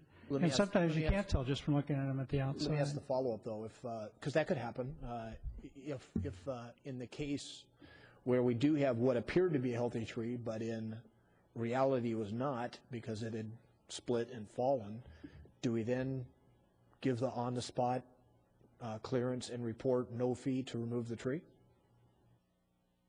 Yes. Okay, so without getting into the scenario that we heard about tonight, where hypothetically what appears to be a normal and healthy tree splits and causes property damage and all the other stuff, while the owner of the property has to settle up with the third parties, there's no cost with respect to the city for permits, removal, any of that stuff. That's a freebie. For removal of a dead or hazardous tree, yes. All right. Well, you're clarifying now. That's not what I'm saying. Do we consider a tree that's been split going to die or dead? I'm going to let Mr. Campbell, one of our consulting landscape architects, talk about the case where a limb falls off. Yes, you don't need a permit to remove the limb. Okay. Right. If the tree is split in half and it looks like it's unbalanced, we make a determination right there whether it's going to be viable structurally or not. Sometimes we can tell, sometimes we cannot. We err on the side of safety for the residents and the property. Okay, so if one limb falls off, then common knowledge would tell us that it's possible for another limb to fall off and we allow for removal. It's possible, yes. All right. I do have some other questions, so I don't want to cut into council. Let me let council ask their questions, and I'll follow up with mine. Mr. Gillette. Thank you, Mr. Fox. The proposal is to simplify landscape plan change process, exempt homeowner planted oak trees from oak tree ordinance. And looking at the statement, the opening statement, under agenda item 8A for the public hearing, there's two pieces to this thing. To change procedural requirements for modifications to approval landscape plans for residential and non-residential zones. To me, that would include commercial areas. It's non-residential, it could be open space, it could be commercial, it could be a lot of things. Is that accurate? Let me respond. Before you tonight are two items that, since they came out of the Residents' Roundtable, they're bundled, but they're two separate issues. The first issue is the issue of whether or not a homeowners association, for example, or a commercial property owner, for example, could make changes to the approved landscape plan for a property, and that landscape plan might have oak trees or it might not. It doesn't matter. The current process involves an entitlement, a minor modification, and then after that's approved, then they have to go through the landscape plan check, which is more of a technical review of the irrigation system, et cetera. It's a two-step process. The proposal here from the Residents' Roundtable and the Business Roundtable, and unanimously endorsed by the Planning Commission, recommended by staff, is to change that to a one-step process where they would not have to go through the minor modification process. That's one part of it. It relates to landscape plans. The second part came from the Residents' Roundtable and was a recommendation that homeowners be allowed to remove oak trees from their own property if they had planted those oak trees. They wouldn't be allowed to remove native oak trees that were growing there before the house was built, for example. Without an oak tree permit, it would be exempt from the oak tree ordinance. And that recommendation, staff does not support and the Planning Commission does not support. So that's why we have two alternative ordinances. The first alternate A, which is recommended by staff and the Planning Commission, would allow the change to the landscape plan procedure to make it simpler and more streamlined and efficient, and would not include any change to the city's oak tree ordinance vis-a-vis the oak trees on single-family home lots. Alternate B, if the City Council wished to accommodate the Residents' Roundtable recommendation to allow homeowners to take out oak trees on their own property as long as they were not native oaks, that's alternate B. Okay. All right. I guess where I'm coming from this thing, all of us have heard the examples of let me deal with the commercial side of this thing for a minute. A commercial property owner on Thousand Oaks Boulevard has a parcel of land adjacent to their business. They have a large old oak tree. They're there all the time out on their property. And to look at it, looks very healthy. But they hear it crack and make certain noises. I don't know if that's the technical term or not, but it's making, that tree is talking. And this phenomena that Mr. Gulbranson mentioned where we have an unusually dry period and these trees are sucking every bit of moisture up into the tree. Now there's all of that additional weight on it. So with the noise, with the concern, the owner of the commercial property comes to the city and says, you know, that limb is hanging out over motorhomes, houses, et cetera. When the investigation's completed, that's a healthy tree, and there's really no indication that that thing's going to go.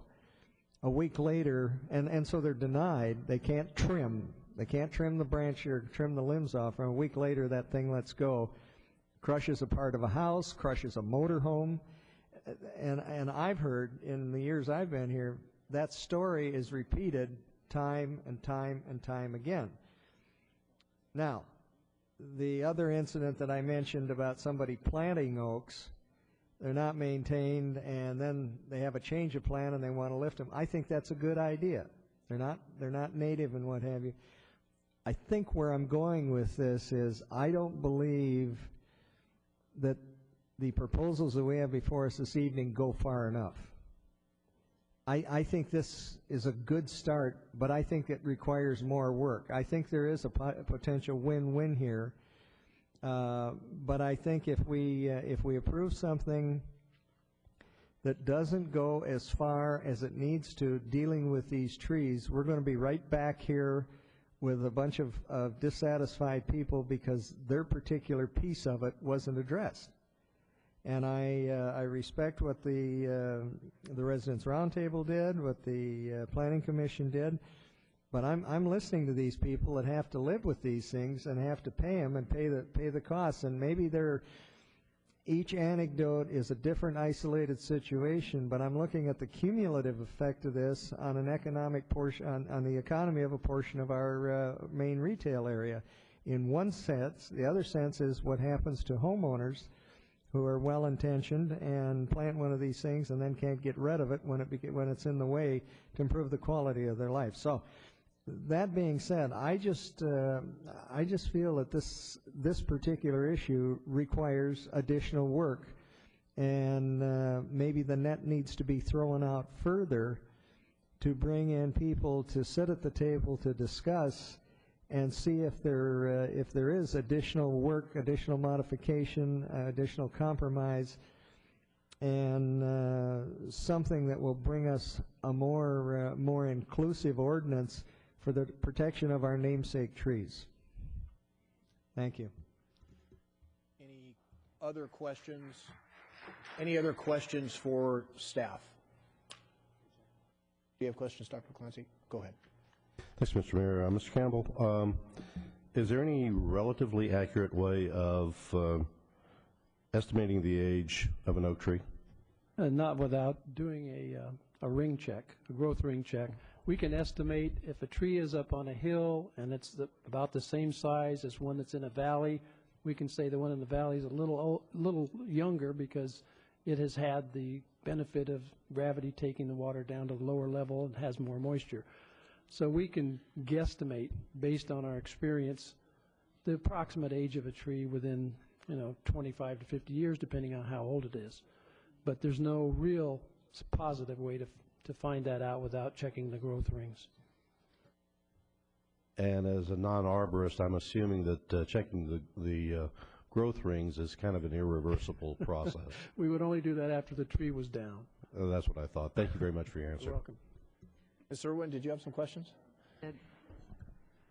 Okay, one of the reasons that the staff was against the second part of the code amendment was that it would be very difficult to keep track of owner planted trees, and yet businesses are allowed to remove them from parking lots if they planted them themselves. So can you tell me what the difference is there? Well, right. When they're planted as part of a parking lot at a business, they're part of an approved landscape plan that we have a record of. Also, they're planted in the planter islands within the parking lot, so it's very easy to tell that they are all, for the most part, native oak trees, or I'm sorry, planted oak trees. There could be a native oak tree in the parking lot, but that would be reflected on the landscape plan that we approved for that commercial project. We do not approve landscape plans for individual single-family homes. But basically, businesses are allowed to remove landscape trees, and single-family homeowners are not. That's really the bottom line. They're allowed to remove them if they're in their parking lot. They're not allowed to remove them if they're in other parts of the landscaping for the project. Well, in fact, let me back up on that. They're not exempt from the oak tree ordinance in that business situation. It's just a procedural difference in relationship to the number of oak trees. The oak tree ordinance states that if somebody wants to remove 4 or more oak trees, it has to go to the Planning Commission and the request. And it's an entitlement and it's discretionary. If it's 3 or fewer oak trees, it can be processed administratively, which means staff makes the decision after the notices. The code change that I referred to a little while ago that relates to commercial parking lots only classified that type of oak tree permit, even if it was 4 or more trees, as administrative. So it just gave administrative processing. It did not exempt the trees from the oak tree ordinance per se. I think that the concept was, and we had, I think it came up with the case that Councilmember Gillette was referring to, and also with the Park Oaks Shopping Center, when that was remodeled a number of years ago, that the parking lot had a number of oak trees in it that had been planted when that shopping center was built. And the remodeling of that shopping center changed the orientation of the parking lot all around, so that those oak trees really couldn't be saved in that new configuration. It did require an oak tree permit. At that time, it had to go to the Planning Commission, and the change the code the council made was to allow that type of permit to be handled administratively. It still has the mitigation, of 3 trees per one, which can be done either on-site or off-site. The proposal from the Residents' Roundtable for individual single-family homes was just to exempt the trees altogether, no matter what size they were, and with no mitigation. And in the parking lots, do they still have to have an arborist report too? It would be an oak tree permit, yes. In other words, they have to file a permit application. The trees are not dead or hazardous. Let's say it's a parking lot of a commercial project, and as part of the landscaping plan when that project was built, they put oak trees in the parking lot for that landscaping. So those trees would not necessarily be dead or hazardous, and so yes, you would need an arborist report. And you have to have the justification, but in that case, it's a little easier to do. I don't have any more questions, but it does seem like we don't really seem to have too much problem with the first half of the municipal code amendment, but I do agree with Councilmember Gillette that I don't think we're really looking at all aspects of the oak tree part of the municipal code amendment. All right. I guess my only comment, because I think we're going in that direction, is to ask for more information. But I think we're getting closer to where we need to be in alternative B, no question. From my perspective, if you are a property owner and you plant a tree, you should be able to remove that tree. Plain and simple. That doesn't make any sense to me. And I also agree with some of the statements that under our current existing policies, it's clearly a disincentive for somebody to plant an oak tree. You'd have to be out of your mind to plant an oak tree with the associated costs. I do have a question for staff. We about 20 permits per year on the health and safety issue.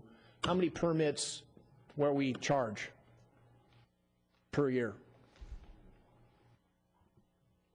For single-family properties, it's roughly 100 permits a year. So about 20% are health and safety related, and they're free, no permits, no costs, no nothing. Right, and then we get other permit applications for requests, mostly for encroachments, for Okay. backyard improvements and such. And what's the average cost of an oak tree encroachment permit? If somebody wants to cut a limb or remove a tree, what's the average cost? Well, the application filing fee, it's $185 filing fee plus a $180 deposit. So the deposit is charged against, it's billed against from our oak tree consultants, with any balance being returned back to the homeowner or the applicant. So that's so it's $365. All right, so when the council's told that, hey, anytime I want to do something in an oak tree, it costs many thousands of dollars, and I've been hearing that for a long time, not just tonight. Where are they coming up with these figures? Well, those are the city permit costs for the application itself. That was my question. How much does it cost? Let me just be clear. How much does it cost to remove or alter an oak tree? If you're Mr. John Q. Citizen and you want to do something to your oak tree, at the end of the day, how big a check are you writing to Thousand Oaks? $365. Okay. Now, that's for residential properties. Okay, tell me about the permit process. The permit, there's submittal materials that they have to have prepared and submitted to the city for review, which includes an oak tree report prepared by their consultant. Now, those reports could vary since it's a private cost incurred by the homeowner, and I wouldn't have a figure on how much consultants are charging. We require that, correct? We do require that. How much do those cost, generally? No, they don't cost $2,000. They're for a single-family residence for, let's say, 3 trees, it would be somewhere between $400 and $800, depending on the consultant, size of firm, that kind of thing. Okay. Any other costs? See, because from my perspective, fellows, that's the kind of information we need. When you tell me it's $180 or $200, but the reality is we require a report. We're not going to let you touch that tree unless you show us the report, and we know the report costs whatever it costs, then that's the cost. And that, we're trying to make policy decisions for folks in the community, and so we need to have accurate data. So while we only charge them $180 or $300 in terms of what's going to the city, we also require reports that are quite a bit more expensive. Is that an accurate statement? That is accurate. Okay, now what if you're a commercial property? You're not just Mr. Homeowner, but you own a, business along Thousand Oaks Boulevard. We can choose a Mexican restaurant that's been here a long time, has a couple of oak trees. What would that cost, that Mexican restaurant? The application fee is a bit higher at $775 plus the same $180 deposit for review, and then of course the materials that they would have to have prepared, which are they're the same for all application submittals, but of course commercial properties could have substantially more oak trees on a property and more work being done. And then I think a lot of the homeowners and the commercial developers include everything into the cost when they're bringing up the $2,000 or $3,000 fee, which would include the labor involved to prune the tree or do the work or whatever work they're having done.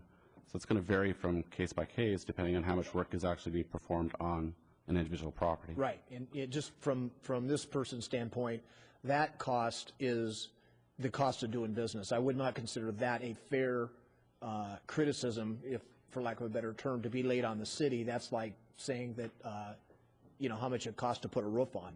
We put the permits and all the things that we need to do, but at the end of the day, you got to pay the contractor to repair your roof. Now, these costs on the other side of it, again, to be fair, these costs, if I'm not mistaken, were recommendations from a number of years ago from the Community Budget Task Force for full cost recovery. So regular folks in the community aren't paying for somebody else's problem. Is somebody up there prepared to just validate that? And I think these permits that we charge are high because that's what the residents recommended. Is that accurate? Do we supplement oak tree permits? For single-family residential, the lower permits, yes. That was set by council direction at less than full cost recovery. And for commercial? I think that's closer, although with the last set of fee adjustments that the council made, there was more of an across-the-board approach rather than trying to catch up with full cost recovery on all the permits. Okay, I appreciate that. Mr. Gillette, I'm sure you want to kind of get the ball rolling here on motion, but let me just throw my thoughts in so you incorporate them in your motion. One, with respect to cost, I think we need to get some accurate information from the city staff. While it may sound politically popular for us to throw out, yes, we need to reduce the costs, as in many cases here, the costs that go into the permits and fees were recommendations made directly from the community, folks that spend many, many weeks, actually months, first getting trained on the city budget process and then making recommendations to the council on what they thought were fair permits and fees for us to charge individuals and commercial properties that want to come in and do business with the city, with the notion that it would be essentially full cost recovery, meaning if you want to do something, you need to pay the city's costs, time, labor, all those things, in order to do what you want to do on your property. In a couple of cases, we subsidize that. For example, library services. We choose to subsidize library services so there's not full cost recovery in that. So I think we need real good analysis on the cost piece before we modify it. The other side, from my perspective, is, and I go back to, I think, what attachment 2 says, if you've planted a tree, you should be able to remove that tree, whether it's oak tree, pine, or anything else. And I think, you know, in many cases, if folks are worried about us removing what we would look at and say is an historic oak tree, unless somebody can prove that they've been alive for the last 200 years, that would be a pretty difficult proposition for somebody to rationalize that, oh no, I planted that tree. I think if you can look at property records, when people receive deeds to their property, look at the tree, we can make some reasonable analysis on if in fact their tree is planted. We can also have somebody sign affidavits basically certifying that they planted that tree. So I think there's some things that we could look at in the report to give us a little heightened sense that we're not going to be removing trees all over town. But by the same token, I do think that if we maintain business as usual, it's one, a disincentive for people to plant oak trees. After all, this is Thousand Oaks. We want to encourage people to do that, but it needs to be done in a thoughtful way and certainly not a punitive way. So those would be my concerns and my comments as which I think is what we're going to do, is send this back to staff. Mr. Gillette. Thank you, Mr. Mayor. There's other pieces of this thing. The 1 acre size boundary. I can appreciate and respect the amount of work that went into the discussion on these things, but 1 acre becomes pretty arbitrary, especially if the tree in question is at a far removed corner of that 1 acre. And I would like to see something where the community development director has greater discretion in granting approvals of modifications to these issues depending on the circumstances of the particular item being discussed. These are natural living things, and they're not all the same, and they're in various, the topography calls for them to be in various areas. I understand, again, appreciate and respect what our earlier councils and commissions did to protect these beautiful trees, and I think everyone's tried to hold true to that. The inventory of oak trees has expanded, but by prematurely passing this recommendation, I'm afraid we're setting ourselves up for unintended consequences that put us right back here, when if we take a little more time, do a little more discussion, and include a broader range of people in the discussion, I think we stand a better chance of getting something that will satisfy. We're not going to satisfy everyone. I understand we never satisfy everyone. But I think we need to make an attempt at throwing the net out further and looking at the areas that at the issues that we've discussed this evening. So with that thought in mind, I'm I'm going to move to continue this item and send it back to staff, to community development, with the intention of looking at all of the information that has currently been compiled on this issue, but also looking at the various issues that have been brought up this evening about looking at these different types of issues, the fee issue, the circumstances related to granting the permits, cost effectiveness of the permits, consequences of the new ordinance, the inclusion in the discussion group of some of the people. We have a number of people now, both homeowners associations, private residents, and business owners who have had real life experience with these things and can bring that to the table. It's not just an academic discussion. So I would look for the expansion of some sort of advisory group, probably put together by and under the supervision and direction of the Community Development Department, to bring us back a recommendation, and do this in given the strange weather patterns we have, and dry and wet, and all of these significantly impact these big oak trees, especially in areas where they're growing and their limbs are over buildings and over cars and over homes and most importantly over people. I would ask for that to come back within, hopefully within 90 days, if that's feasible. Okay? Is that? Sure, Dr. That's a lot of rambling. Can the clerk make a motion out of that? Okay. Okay. Dr. Lancey. Thank you, Mr. Mayor. I would ask the maker of the motion if he would consider a vote on point 1 on eliminating the minor mod requirement. I don't see any reason why that can't be addressed at this moment. As far as the other goes, I think this is an excellent opportunity to really clean up a kind of a morass of policy. So anyway, I'd certainly support that part of the motion. But as to the other, Mr. Maker. Okay, please tell me exactly what you want, and the city attorney, can we cherry pick like that? Okay. Go ahead. Okay, thank you, Mr. Mayor, members of the council. The one thing that staff and the Planning Commission have recommended going forward with was elimination of the minor mod requirement for changes to the approved landscape plan, and that ordinance is in front of you, and you could go ahead and adopt that tonight and then vote, rather than following their recommendation on the oak tree, do exactly what you said, which is to continue that, have more study on the whole oak tree issue, and have that brought back. All right, then If the council so chooses. Okay, I'll make that modification to the motion then. Is the city clerk, you got what you need? No. Okay. Do you want me to? Please, if the city, let me have the city attorney help frame that then. The motion would be to introduce the ordinance and waive further reading for the elimination of the minor modification requirement for changes to approved landscape plans.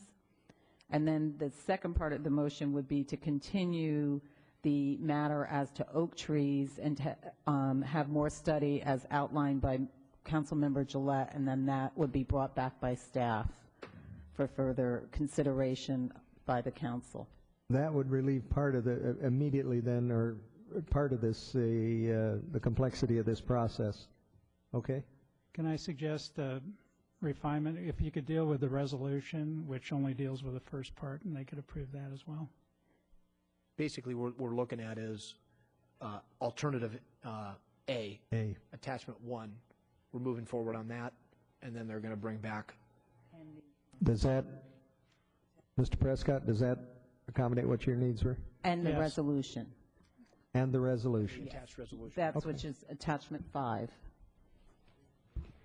With all of that being said, and everyone having their opportunity to mix this cauldron up a little bit, does the city clerk have a motion?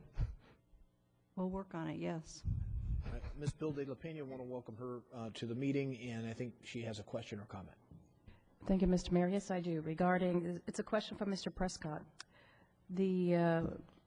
Regarding alternative A, to remove minor modification process, how would that impact, say, if someone were to plant fake grass. Is that currently allowed, and would it then not have to go through minor modification? This change wouldn't affect the rules regarding artificial landscape elements. And could you explain why not? Because the resolution only is procedural in nature, it allows, other than some technical cleanup, if you will, and correcting typos, it just takes away the requirement for the minor mod if somebody is following the city's approved landscape standards. So instead of having to do both the minor mod and the landscape plan check, they would just do the landscape plan check. If somebody were not following the landscape standards, which are in the resolution, then it would still require the minor mod process. Thank you. All right, any questions or further discussion on Mr. Gillette's motion? All right, hearing none. We have the ordinance. And this is alternative A title. Yep.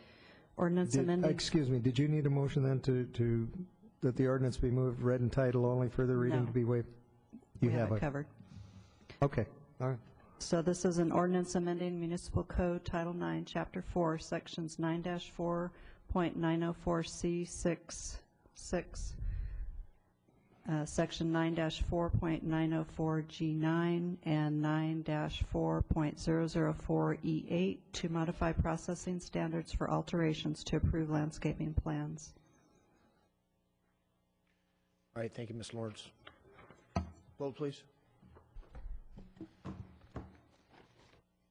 And that motion carries 5-0. All right, that is approved. And I believe that handles that item. We'll now move to item 8B. Madam Clerk, could you call item 8B for public hearing, please?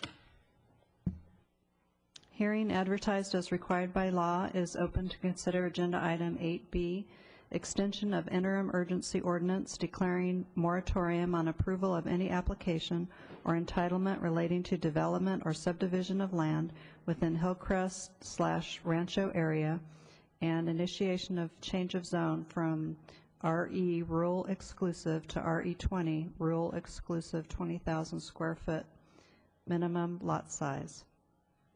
A speaker card is available for those wishing to address the City Council regarding this public hearing. All documents for City Council and the official city record should be presented to the City Clerk prior to speaking, and speakers are requested to state their name and city of residence for the record. 21 people have presented speaker cards, and pursuant to Council standards, speakers are allowed 2 minutes each. Thank you, Ms. Lawrence. Mr. Town, you're going to provide our staff report on this item? Yes, I will. All right. Good evening, Mr. Mayor, members of the council. This item involves basically two components, first of which is consideration of an extension of a moratorium regarding development and subdivision of land in the Hillcrest Rancho area. The second portion is initiation of a zone change from rural exclusive to rural exclusive 20,000 minimum square foot size or other zone. And to give you a bit of background on that, we have a PowerPoint. This is the area that is under discussion this evening.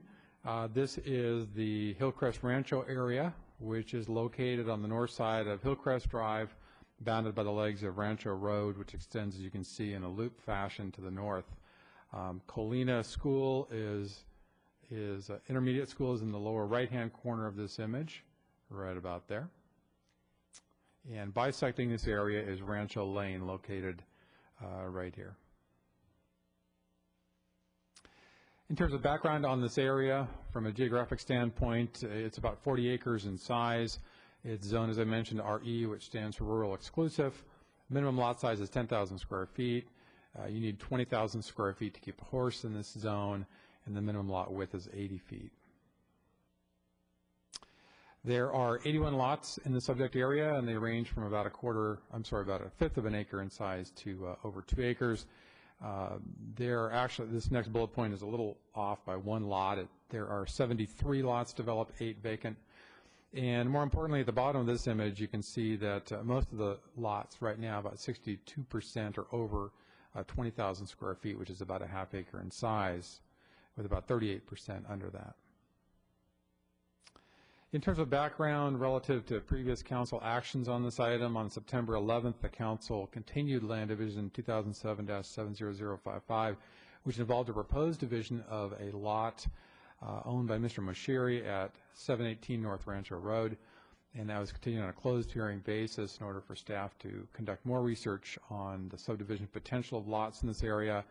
That was brought back to the council on September 25th, and based on that information, council adopted an interim urgency ordinance which declared a moratorium on the development or subdivision of land in this area for 45 days, and that expires on November 9th.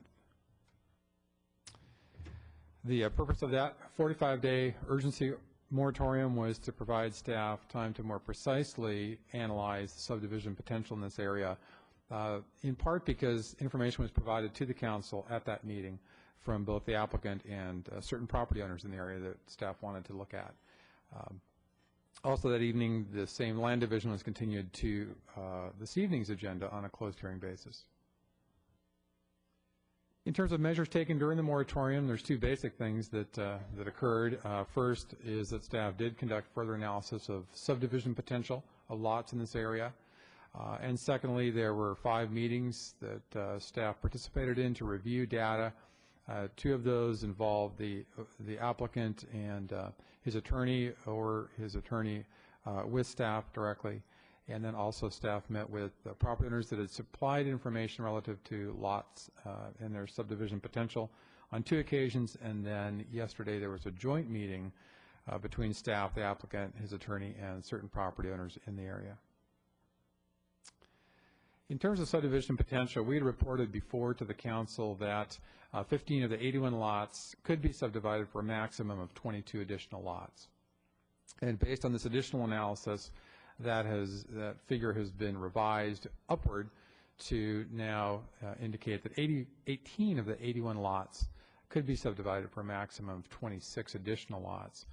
But at the last council meeting, you also directed staff to look at the subdivision potential from a practical perspective, and so we did that. And we looked at the lots mainly in terms of the age and size of existing homes on those lots, which is the reality for most of the lots under question. And from a practical perspective, staff feels that 12 of those 81 lots are somewhat likely or likely to be subdivided for a maximum of 19 additional lots over the long term. This is an updated map showing the area under question. Again, if you, this is Hillcrest and Rancho Road. The parcels that are indicated in shaded here are those that are less than 20,000 square feet in size, so you can get an idea that most of these lots are currently over that. And then it may be a little bit hard to make out, but the ones that have this stippling are those that are subdividable under the RE zone. The additional lots, by the way, that we picked up through this additional analysis was this lot at the northwest corner of Rancho Road and Rancho Lane, and then 2 here, number 17 and number 18, which are located on the south side of Rancho Road.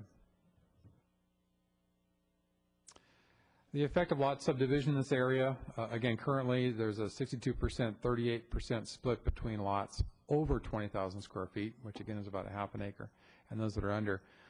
If we just look from a practical perspective, the likely maximum subdivision over time would reverse that. It would make it almost coincidentally 38% of the lots would be over 20,000 square feet and 62% of the lots would be under 20,000. In terms of the moratorium, staff is recommending that moratorium be extended for 10 months and 15 days, which would bring it to September 25th, 2008, but only as it pertains to the subdivision of land. The current urgency moratorium applies to both subdivision and development of parcels in this area. So staff is now recommending that prohibition on development of new homes and home additions be not part of this moratorium extension. The purpose of this extension is for staff to look at zoning alternatives for the property, for the area, I should say, and this, as before, requires a 4/5 council approval. If the council determines, I should note that these additional potential lots, based on the realistic assessment, would result in an appropriate land use pattern, then you would not need to extend this moratorium. So that's sort of a watershed decision up front. Nor would you, of course, need to initiate any type of a zone change. But if the council does wish to initiate a zone change, staff would recommend that you extend the moratorium so that you don't create a window where property owners could potentially submit subdivision applications during this period when the zone change itself is being processed. The moratorium area is shown here again, bounded by Hillcrest on the south and the legs of Rancho Road to the north. And now we're shifting gears a bit to the zone change itself. The intent would be to look at a change from RE to RE20. The 20 suffix denotes 20,000 square foot minimum lot size. Although I should note, it should, the way to look at this, and it's stated this way in the staff report, is to RE20 or other zone or zones. It may be a mixture of zones and not just a straight RE to RE20 if the council does decide to initiate this. This would involve 3 fundamental steps: staff's evaluation, planning commission recommendation, and then of course would come back to you as a legislative matter for your final decision. If the area under question is rezoned to RE20, only 2 existing lots could be subdivided for an estimated 4 additional lots. Then in conclusion, most of the lots in this area currently, about 2/3, are over 20,000 square feet in size. Staff still estimates, even on a realistic quote-unquote basis, that 12 of these lots could be subdivided further. They're likely or more likely to be subdivided, creating potentially 19 more lots. It would potentially affect the community character in terms of flipping that percentage that I mentioned earlier in terms of lots under and over 20,000 square feet. And the moratorium would allow, again, staff to look at rezoning options for council consideration, and again, with that recommendation, we are also packaging it with the recommendation to initiate the zone change at this time. And with that, I would be happy to answer any questions. Questions for staff? This is a good report, Mr. Town. Appreciate it. Questions for staff? All right, I'll start. As I calculated it, when you look at the likely or most likely, we're looking at the number 12. That's about 15% of the total parcels. Is that correct? That could be subdivided? That sounds correct. Okay.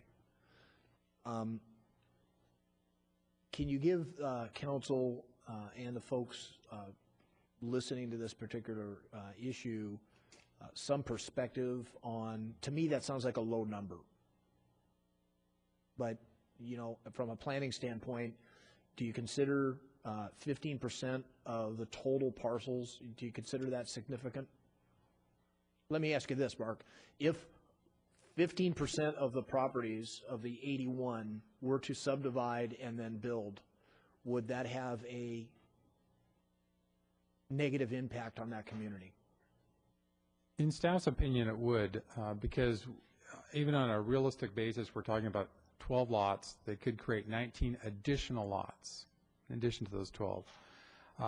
And to staff, the most important consideration in this context is this potential change in the overall composition of the lots and their sizes in the community. The 62-38% flip from currently 62% of the lots being over 20,000 square feet in size to that exactly reversing to 62% of the lots being less than 20,000 square feet in size over time. All right, that was a great point. I think that's an important way for us to look at that. All right, any other questions for staff? We do have 20 plus speaker cards. All right. Our first card is Sean Mosheri, followed by Jean Simpson Bernstein, followed by Marilyn Havasi. I just want to remind the speakers, There's a number of speaker cards. You have 2 minutes, according to the city clerk. I'm going to be somewhat flexible, but when the light goes on and the buzzer goes off, I need you to very quickly summarize your comments if you're not completely done. The other thing I'd ask the speakers to do is try not to repeat points that have been made by the previous speakers. We are taking notes, we're paying attention, so if you have the same comments, simply note that, and if you have new information, then that would be important for the council to hear. Good evening, sir. Mayor and council members, I'm Sean Moshiri. I'm the property owner on 1718 Rancho Road, cause of the moratorium. Basically, I don't feel this moratorium is fair. I'm going to try to be brief. I'm not going to be able to read it all. The staff report indicates, for example, my lots is possible 3 lots total, where I'm only asking for 2 lots. So staff report's kind of inflated.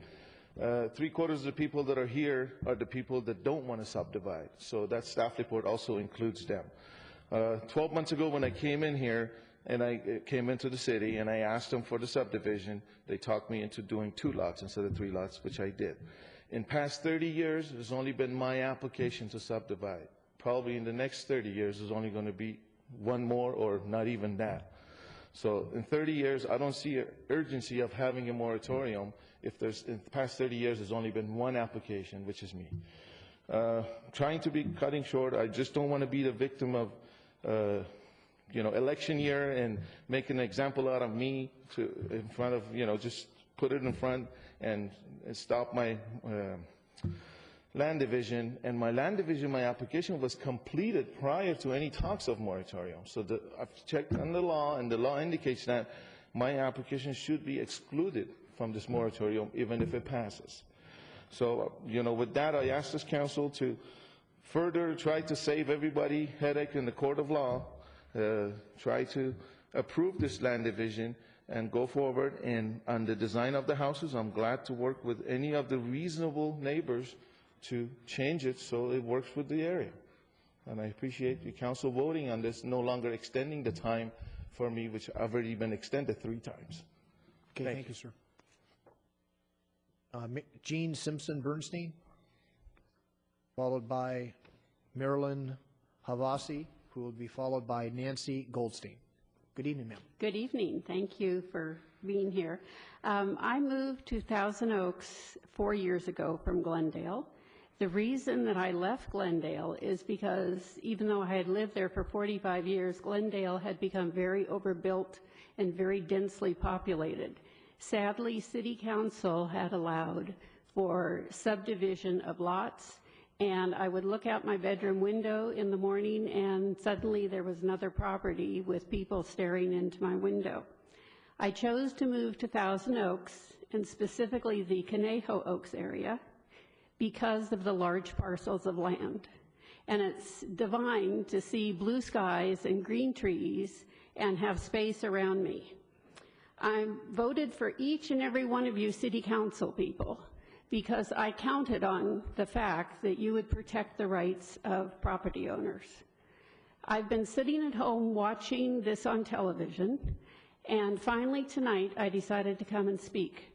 I would urge you to vote on a moratorium because this property division would have a domino effect and could change the whole complexion of our neighborhood. Thank you. Thank you, ma'am.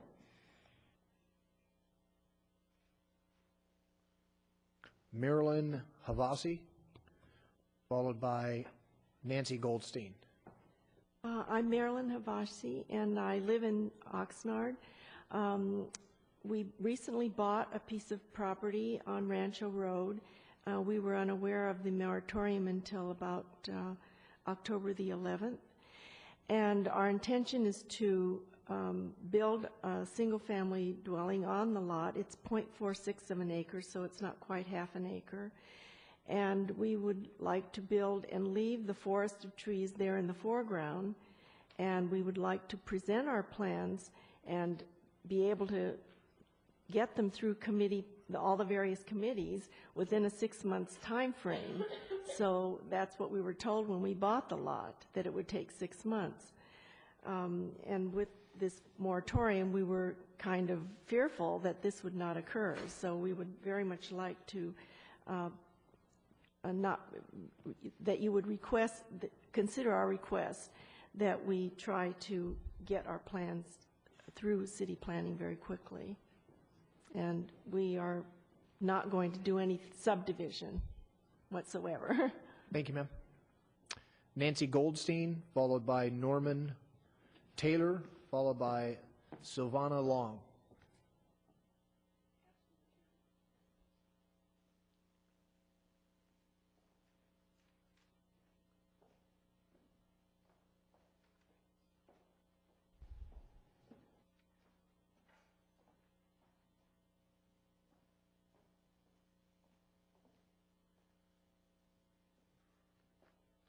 Good evening, Ms. Goldstein.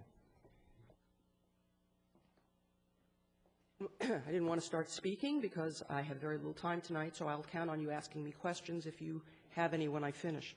A moratorium is prospective only. Councilmember De La Peña asked a question that didn't get answered at the last meeting, and that had to do with a complete application and whether the government code applies. The government code section is on the screen. It does say that in determining whether to approve an application, only the ordinances that are in effect at the time of completion may be considered. The completion on this land division was in February of 2007. Whether there's a moratorium or not does not control whether or not this must be passed. The most that the moratorium can do is delay the approval. The moratorium is not needed. The moratorium is for some kind of amorphous threat to change character. It's not reasonable at all. The fact is that there has been only one application in 30 years. What is the threat to the change of character? As you see, I submitted an entire package to each of you. And in my package, you'll see that there is no change of use from my client's application. He starts with one-horse property. He ends with one-horse property. He has a smaller lot proposed in the front that is the same as all of the other properties on his street except for the Zuka property. There is no change from this one application. And as you can see from the chart that I've submitted, the only property that has a complete application pre-moratorium, pre-interim ordinance is my client's property. And that one you will have to consider on its merits as of the law from February of 2007, whether or not you go forward with the moratorium. So why do you need the moratorium? We've been here a few weeks. There has not been a rush to permitting. You can ask Mr. Prescott. There have been no applications filed since we were here last. Why is this an emergency? It's not an emergency. There's no need for the moratorium. If you want to consider rezoning, you can consider that without the moratorium. Thank you, ma'am. Norman Taylor, followed by Silvana Long, followed by Pat Rothwell. Mayor, City Council members, Norm Taylor. I live directly across the street from the subject property, and I think we really do need a moratorium for several reasons, one being the change of character of the neighborhood, but more importantly in my case is for flooding. When we have torrential rains, which we occasionally do, I've had 6 to 10 inches of water completely filling my front yard and within 4 inches of flooding into my house. The water sweeps across the street from the subject properties as well as the others that are upstream, and we need a flood control measure to keep that water on the south side of Rancho Road and keep it out of my yard, which is a real reason for we need it this winter if we have heavy rain, which we may have. Thank you. Any questions? Thank you, sir. Silvana Long, followed by Pat Rothwell, followed by Tina Frigoli. All right, thank you for that. Pat Rothwell, followed by Tina Frigoli, followed by Jerry Zuka. Good evening, ma'am. Good evening, Mayor Fox and members of the council. My name is Pat Rothwell. I also live directly across the street from the property, and I think it is urgent because even though there has been no other applications, that's partially because we have all voluntarily, everyone who's moved there has liked and loved the area the way it is. Now we see this starting to happen. There may be other ideas. We've had development all around us fortunately, in the side of the street that is minimum half-acre lots, so that it hasn't caused this kind of very small lot. But we need to change the zoning. We need to prevent that from happening and running our neighborhood. Thank you for your attention. Thank you, ma'am. Tina Fergoli, followed by Jerry Zuka, followed by Ed Shuttleworth. Good evening. Hi, I'm Tina. I live at 720 Rancho. Welfare, the good fortune, health, happiness, prosperity of person or group. Once again, we are here discussing a threat to our community's welfare. It's not just about a few members of the neighborhood, it affects us all. Our neighborhood has repeatedly expressed their overwhelming desire to keep the area rural. The zoning we are discussing was set over 40 years ago. Now we are planning for the near future as well as many years down the road. So to consider the next 1 to 40 plus years is the duty of the planners. It's no stretch of the imagination to think a developer might buy up some of the bigger lots and create a development with 10,000 square foot lots. There's nothing unusual about this scenario. We all know builders buy older, smaller homes, tear them down, subdivide, and build more houses on the lots. There are several properties in the Rancho Loop, one that totals 3 acres on Rancho Lane, where this could easily happen right away. Jerry and I and the Rusigers will both consider moving if the properties near us are overdeveloped. Our lots are both subdividable. This could create a snowball effect. We cannot predict the future. If we intend to preserve this neighborhood, we need to consider all the possible futures and decide now. The staff report shows a possible 26 new properties in our neighborhood. The character of the neighborhood we love could dramatically change. Looking at the staff report, you can see that the Rancho Loop exists functionally indistinguishable from the RE20 zoning on the east side of Rancho. It is functionally RE20. Now we need to make it official. For many years, our neighbors believed that we were zoned half-acre minimum. Now we know the truth, and we need to fix this immediately. This issue is urgent. We need to set the rules for the future now, and we need to set the rules for the future that we want to have. Oddly, the same person who tries to argue that there are no pressing cases also tries to argue that the pressing cases should not be included in the moratorium. Thank you. Thank you, ma'am. Jerry Zuka, followed by Ed Shuttleworth, followed by Harry Berman. Good evening, sir. Good evening. My name is Jerry Zuka. I live on 720 Rancho Road. We did basically what you asked us to do. Jim Ruxiger and I met with staff. We kept other residents notified through email, and we did come to a consensus. And even though we didn't quite agree completely, we thought there were a few more lots that could have been subdivided. We didn't want to nitpick because the data was overwhelming. There's a lot of lots that could be created. So what did the staff report say? I just want to go over this again. We have 8 additional lots under the likely category. We have, if we add to somewhat likely and likely, we have 19 additional lots under those likely categories. And there's this theoretical number of 26 additional lots, which is if you include the unlikely. So this clearly indicates that conditions are right for many new subdivisions in our neighborhood.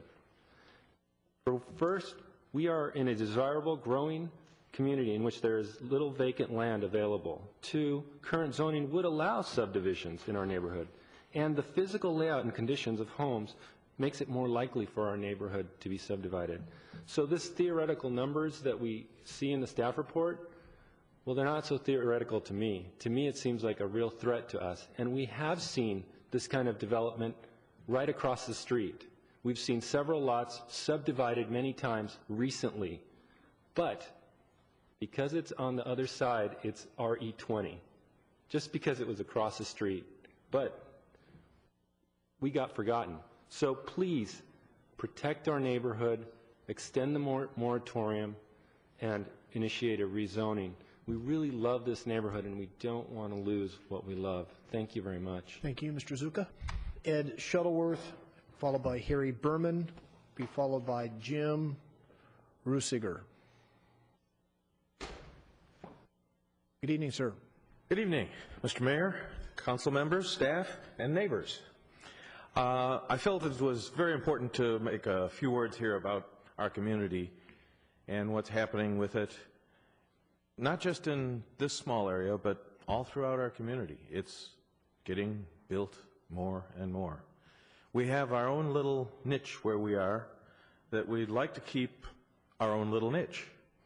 And if we take a look at what's proposed in some of these situations, if we look at the homes in this area right now, they comprise a situation where the home is approximately 6 to as high as 16% of the lot. The proposed usage of these new lots is 30, 40, 50% of the lot with structure on it. Now, does that sound like higher density than 15%? I think so. And what is going to prevent others from dividing these lots and doing the same thing? They're looking to do that all over this county. This isn't the only place. But Thousand Oaks is a very good place to live. Why is it a good place to live? Because we got nice, wide open lots, we got space. Now, I actually am on the back side of this group of homes.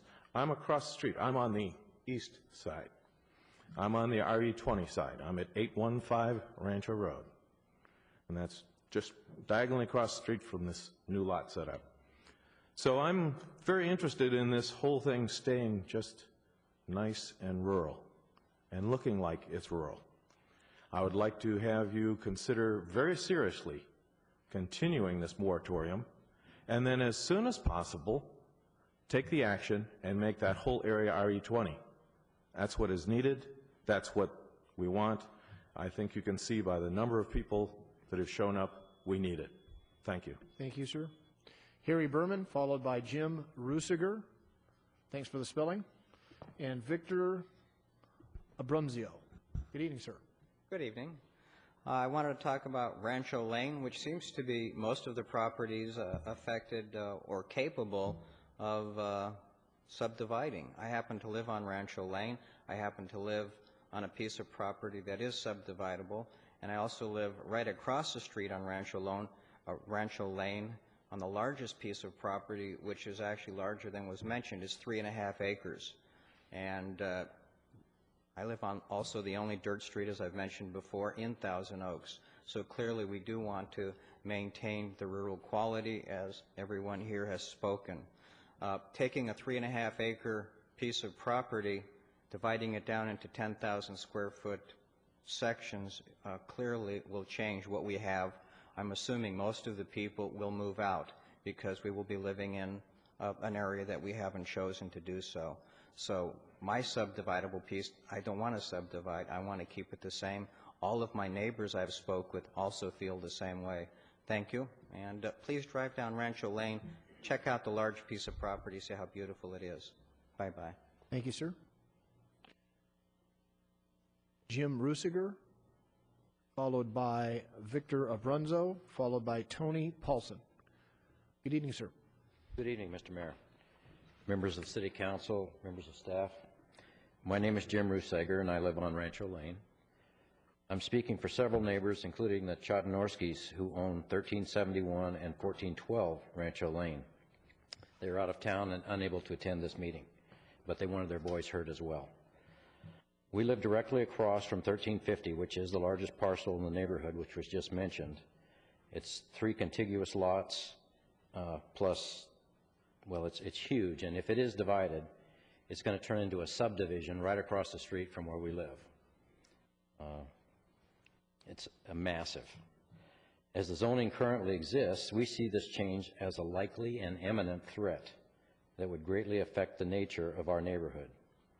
The division being proposed today could open the floodgates and start many more divisions, including this area that I'm talking about across the street. If this subdivisions occur across the street, we will reluctantly move. We will not live under those conditions. We fully support the moratorium as well as a zoning change to RE20, or an appropriate zoning change. We and our neighbors will not be intimidated by applicant threats of lawsuits, tree removals, fence removals, or subdivisions into 3 parcels that will serve as rentals for 10 people in drug rehabilitation programs. The neighborhood residents, as well as other Thousand Oaks residents, are standing united to serve as the first line of defense to protect our environment. We look to the City Council to serve as our last line of defense. Thank you for your continued vigilance and understanding of our plight. Thank you, sir. Victor Abrunzo, followed by Tony Paulson, followed by Ken Paulson. Good evening, sir. Good evening. Thank you, Mr. Mayor and members of the council. My name is Victor Abrunzo. I live in Thousand Oaks on Reynolds Court, adjacent to Rancho Road. I again am here to support the concept of the rezoning. To the extent Ms. Goldstein was concerned about the moratorium, if you go to the RE20 right now, I have no concern if you dismiss the moratorium. I do agree that for the benefit of the other people who want to build and want to maintain the half-acre equestrian character of the property, the moratorium should not interfere with conforming development. I will try and limit my comments by the letter that I've provided in support. I would suggest further that the fact that there's only been one application in 30 years is strongly significant of a population that has and has maintained a character, and that as the staff conclusions evidenced, the proposed subdivision would be a substantial change in the character of the community. The very fact that we have the neighboring parcel seeking to be developed, and I believe a third, as suggested by the staff report, indicates that of the 7 vacant lots, 3 are in some mode of planning construction. I'd say there is a great deal of activity, and this is an appropriate time for your consideration. I would also support Mr.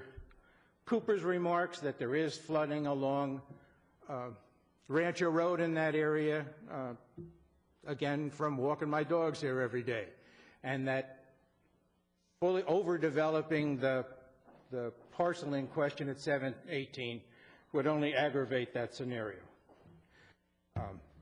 As a last thought, Mr. Mayor, if you want another cost factor in the Oak issue, I would be glad to talk to you at your convenience. Okay, thanks very much. Tony Paulson, followed by Ken Paulson, followed by Pete McCauley. Good evening, ma'am. Good evening, everybody. I'm just going to reiterate some of the statements I've made before. I'm a longtime resident here, moved here when I was in 3rd grade. And when we finally, my husband and I were finally, we were able to afford a home, we looked and looked and looked. I worked for real estate agents at the time, and we found this spot.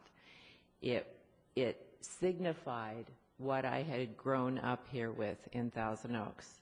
And that's, we wanted to raise our kids there, raise animals there, and we were able to. The idea that these properties aren't going to be subdivided is just a joke.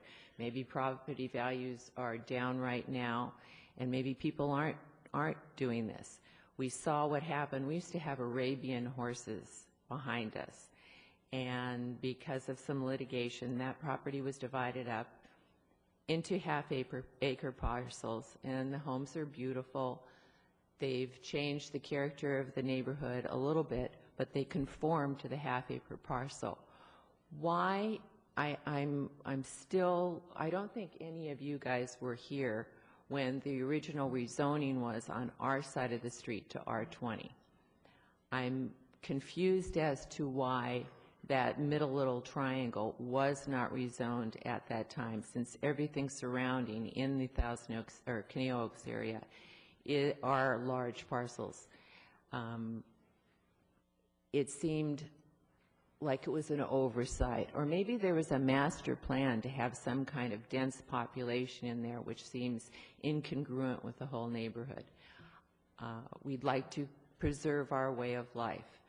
We'd like to be good neighbors. This has caused an awful lot of strife within the neighborhood. Thank you. Thank you, ma'am.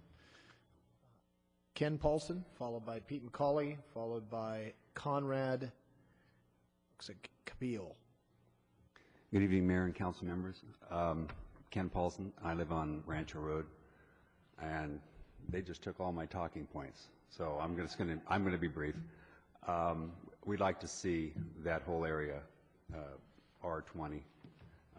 We're on the R20 side, and we'd like to see the other people have the same ability to have larger lots and continue to have them that they have now. So, thank you very much. Thank you, sir. Pete McCauley, followed by Conrad Kabil, followed by Amy Licht. Good evening, Mayor, Council, staff. I'm going to devote a couple seconds of my time to the previous hearing.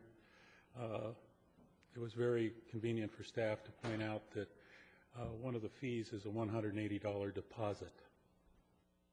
That is a deposit against the city's arborist hourly time. The question to ask is, how many hours do they charge? It's not $180. Little oversight. In this particular situation, we've got all these numbers, and everybody's agreeing to the numbers, but it's interesting. The 3.5 acres, even if we go to RE20, that's roughly 7 lots. It's not going to stop that. It's not going to change that. It may limit it to 7 instead of 15 or some other number, but it's not going to change that. And according to state government code, and I'll quote it, 10 days prior to the expiration of the interim ordinance or any extension, the legislative body shall issue a written report describing the measures taken to alleviate the condition. You folks said it was an emergency. What have you done? Where's the report? What do you have attempted to alleviate?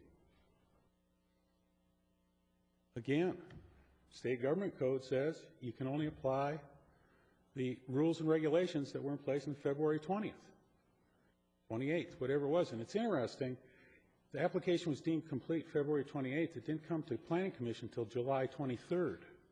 Anybody ask why? Because the applicant redesigned it almost every week per the request of residents and staff and everybody else. But we've got to follow the rules. Mr. Fox, Mayor, you're the one who pointed out that complying with citizens' requests often results in lawsuits and other litigation and all that other stuff. This is one of those cases. Need you wind up? Thank you, sir. Conrad Kabil, I guess. Amy Licht, and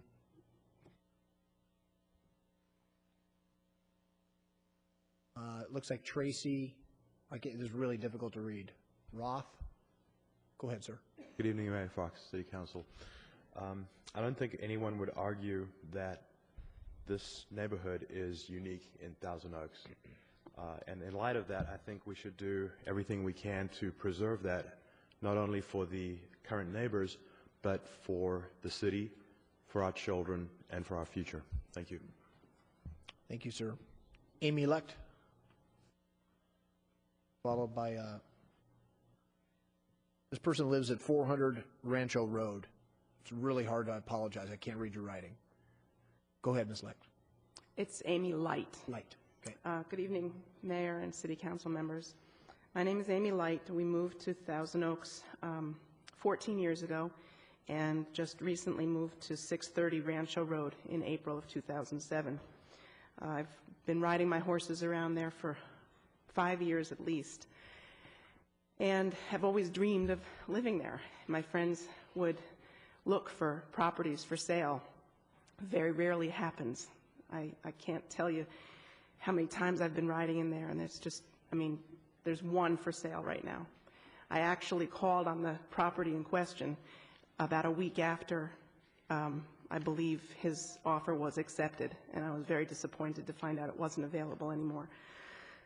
I think the City Council should go forward with the rezoning of our neighborhood in order to preserve the qualities of our neighborhood that we all live there for. Privacy and not overcrowding are essential elements of that character. Please consider the needs of the current homeowners and respect the fear we have of losing our rights to live among horses, chickens, goats, and other farm animals. Too many houses means too many cars, which means our streets would not be safe on foot, walking our dogs, riding on horseback, and most importantly, our children walking to and from Colina. Rancho Road is the only way for the children of Conejo Oaks to walk to Colina, and believe me, a lot of them walk. It would be a shame, and in my opinion, a crime to lose that way of life. If someone buys a house zoned for horses, they should be guaranteed the right to keep their horses on their property forever. It doesn't matter about what happened in the past with regards to subdivision. It matters about the future, and this proposed subdivision would likely create a trend. Let us keep our neighborhood quaint with the characteristics we all moved there for. Please go forward with the moratorium and ultimately the rezoning to RE20. Thank you. Thank you, ma'am.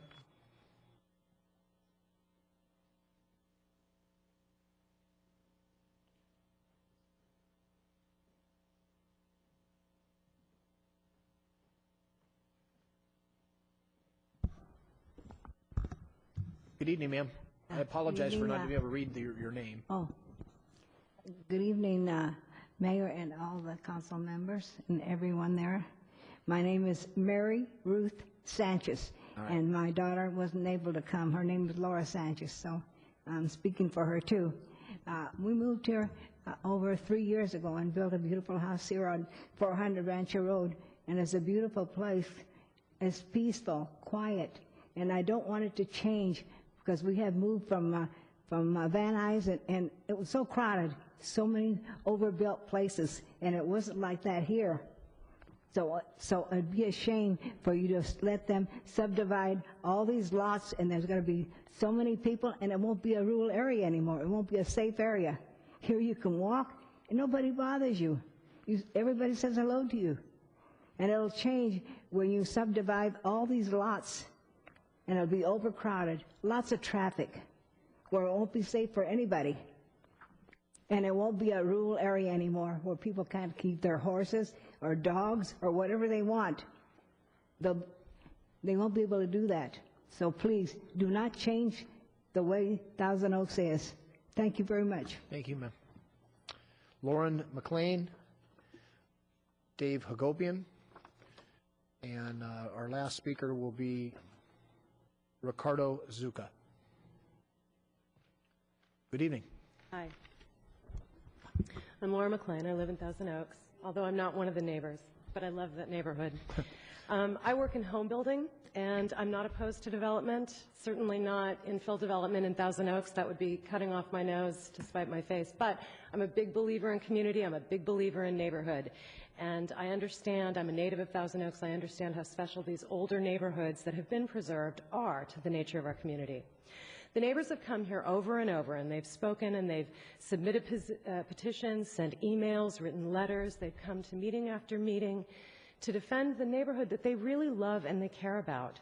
They don't want to lose the privilege of keeping their horses or the feeling of uniqueness that brought them here 30 years ago, 3 years ago.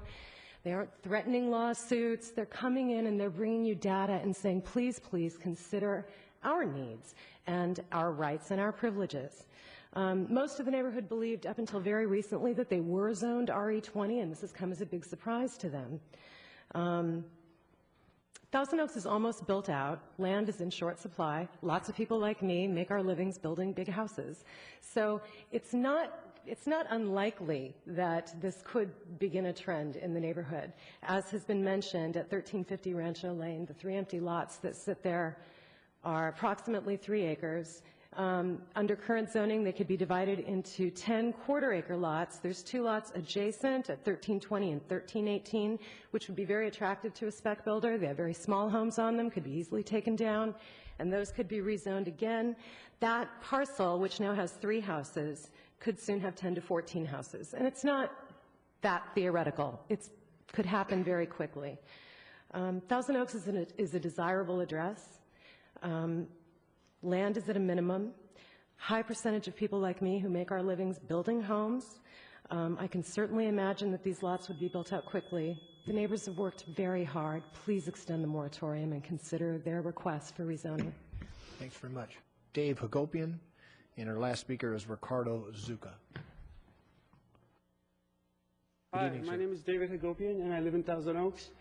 And I would like to add my support to what everyone's been saying here. I don't want to be redundant, but I do think that sharing Table 3 from the summary staff report and reading a direct quotation from it will help. So here's the table.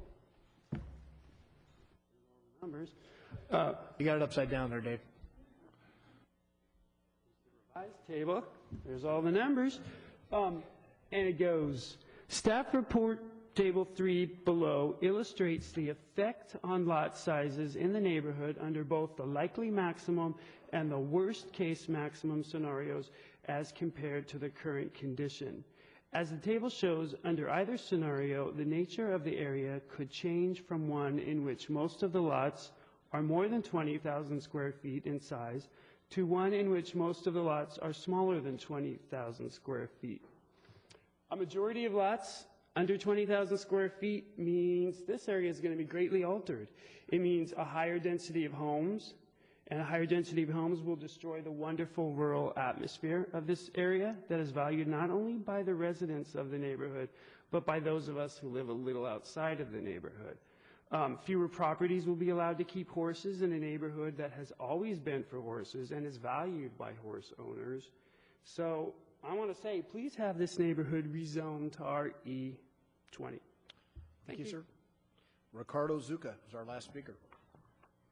My name is Ricardo Zucca. I live in Thousand Oaks. My son lives on Rancho Road in this neighborhood we are trying to preserve.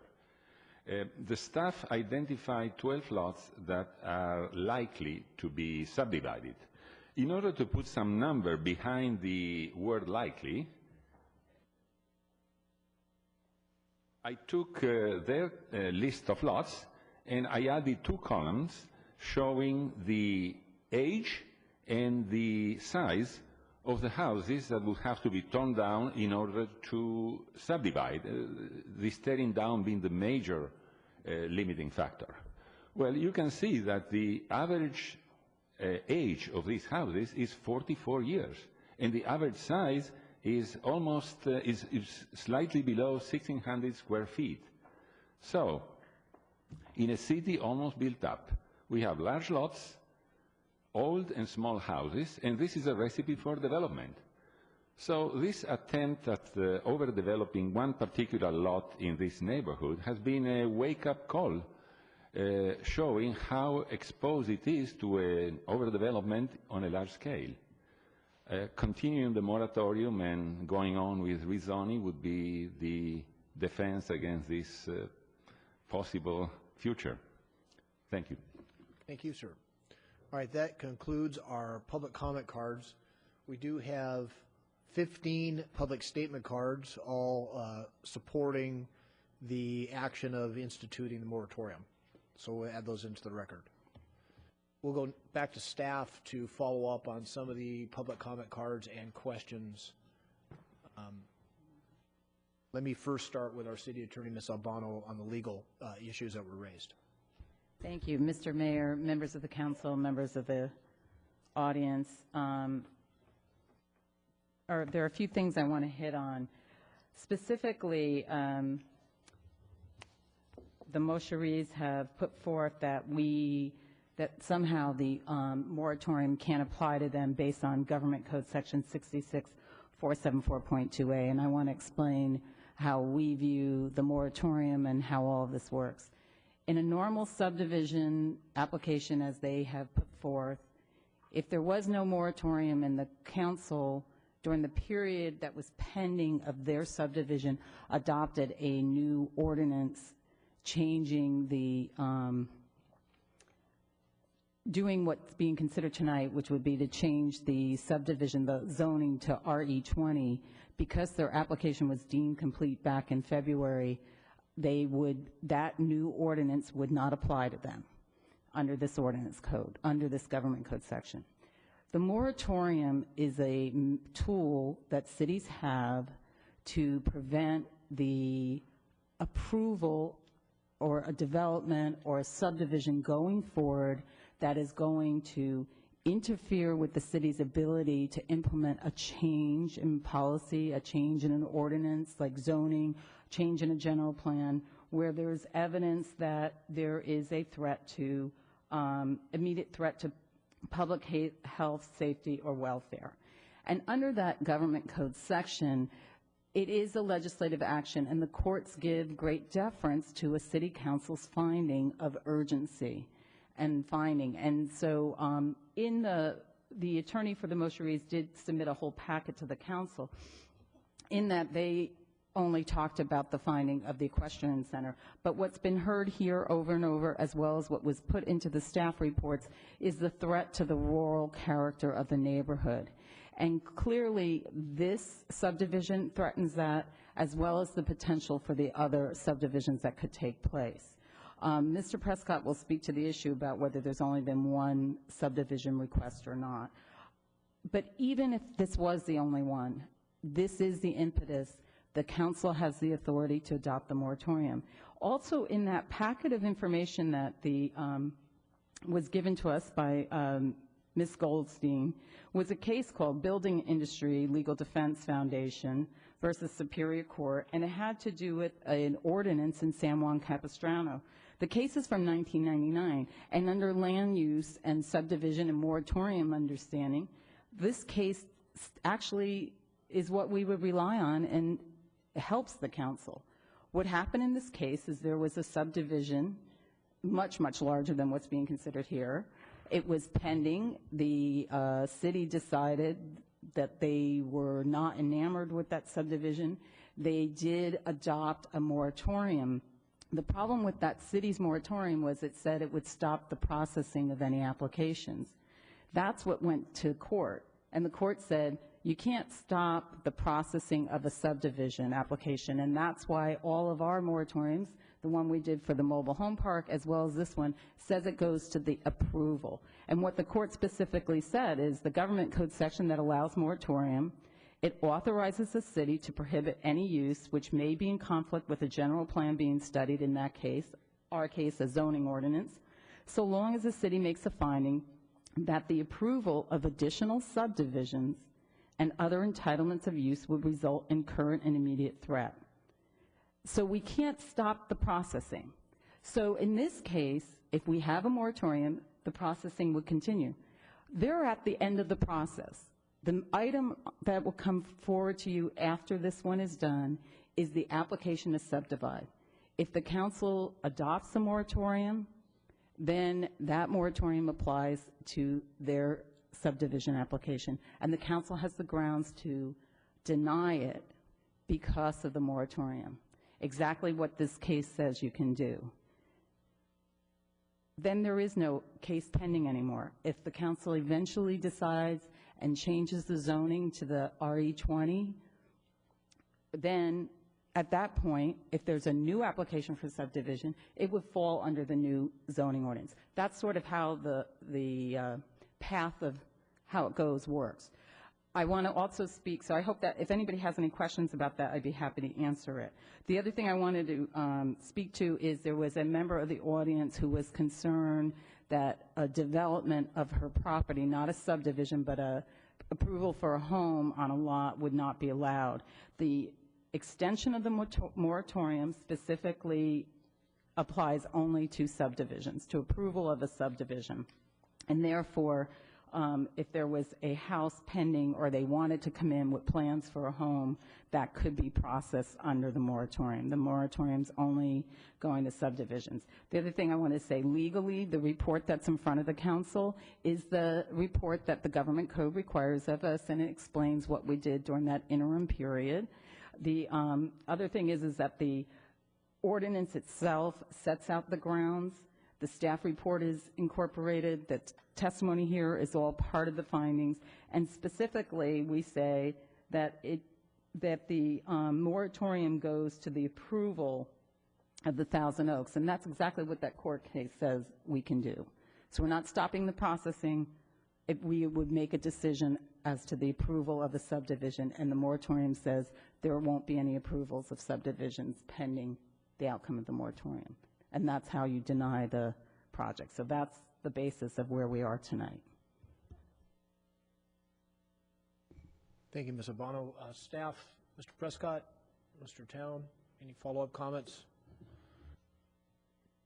I have, I think, one or two, and then Mr. Town may have one. First, I'd like to explain There's a statement in the staff report and a statement that was made by one or more of the speakers regarding that the city had only approved one land division in this area in the last 30 years.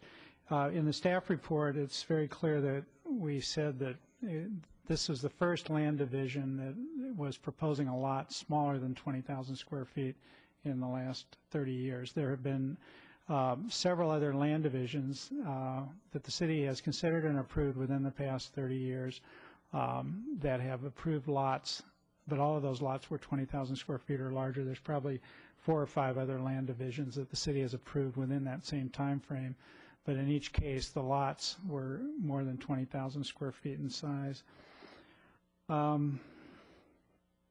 There was a question about the area to the east of Rancho Road that was zoned RE20, and that was about actually about 30 years ago that that occurred.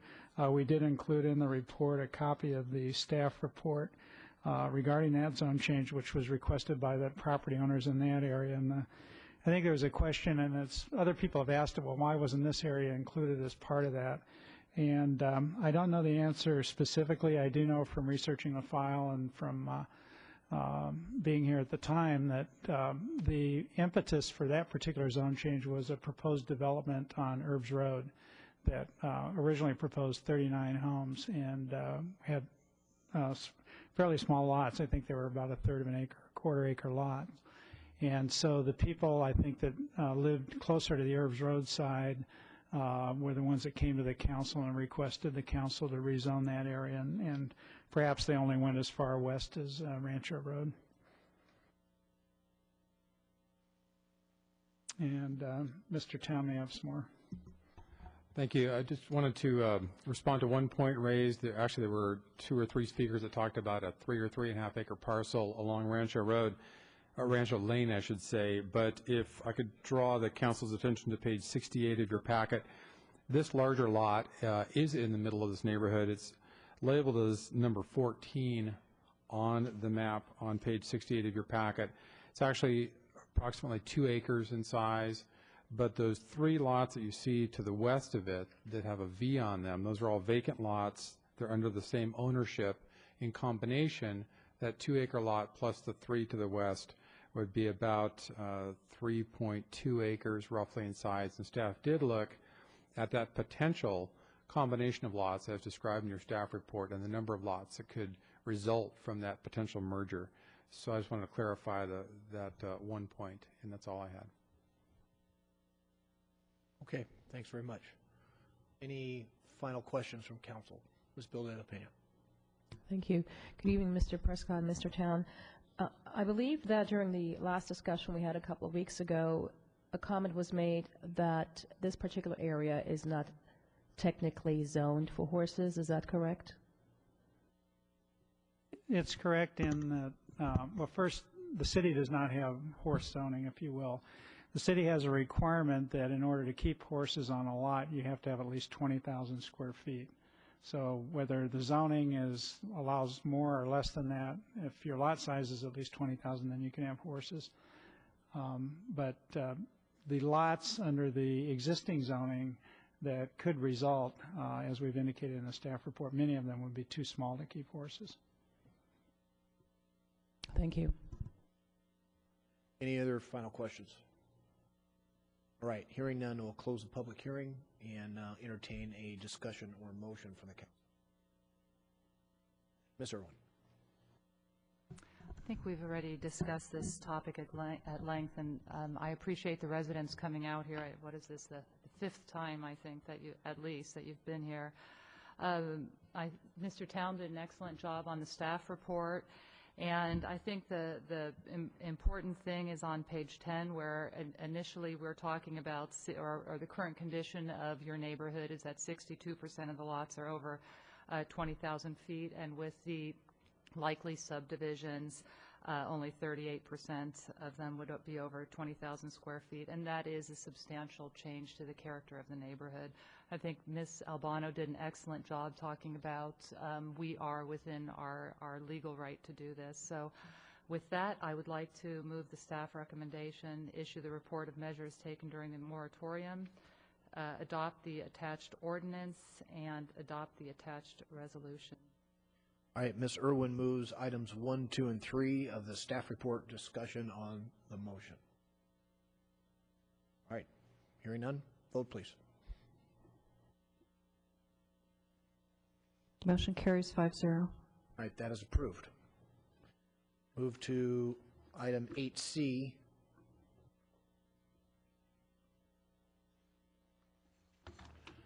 That is a closed public hearing, but I believe we still have to announce that, Madam Clerk. Item 8C. This is a closed public hearing on the applicant appellant Pasha Mashiri, appeal a planning commission decision to deny LD 2007-70055, a request to allow division of .80 acres of land into 2 lots of record and grade pads for home construction located at 718 North Rancho Road. All right, given the advice of counsel, Mr. Prescott, do you have any further report on this item? No, you do have our staff report, and as we're indicating, if you extend the moratorium, which you just did, our recommendation then would be to deny the appeal, thereby denying the land division. Very good. Questions for staff? Okay, we do have no public speaker cards on this item. I just want to note for the record. So what is the pleasure of the council? Ms. Irwin. I will move staff recommendation 1.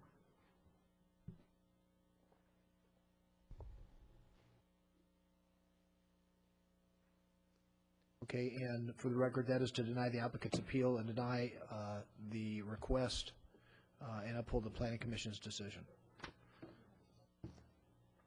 Okay, Ms. Bill De La Pena.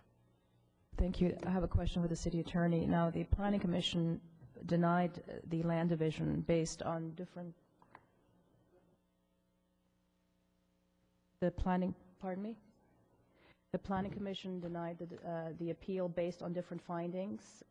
If we're upholding the Planning Commission's decision, are we then also endorsing their findings? No, in fact, that is not what should be happening. The action is that you are denying the applicant's appeal and denying the LD 2007-70055 based on the moratorium, and we're not upholding the Planning Commission's decision or their rationale. So what we are doing, I mean, it ends up that their appeal is denied and you're denying the land division. That's what's occurring. So I want to make that clear, and I would ask the maker of the motion to rephrase the motion, even though you did what's written here.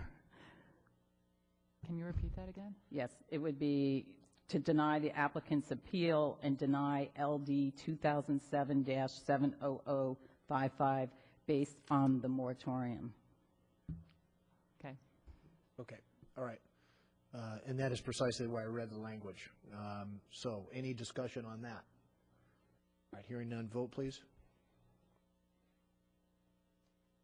Motion carries 5-0. All right, and that is approved as well. So that concludes our public hearings for this evening. We'll move to department and reports. Item 9A has been continued. Item 10, that's the redevelopment agency reports. We have none. 11, committee and commission reports. We have none. 12 is follow-up reports and council issues and recommendations. 12A, the League of California Cities, and that'll be provided by Dr. Glancy or Mr. Gillette. Before you start, Mr. Gillette, if I could ask the visitors if you just quietly exit the chamber so we can complete our business.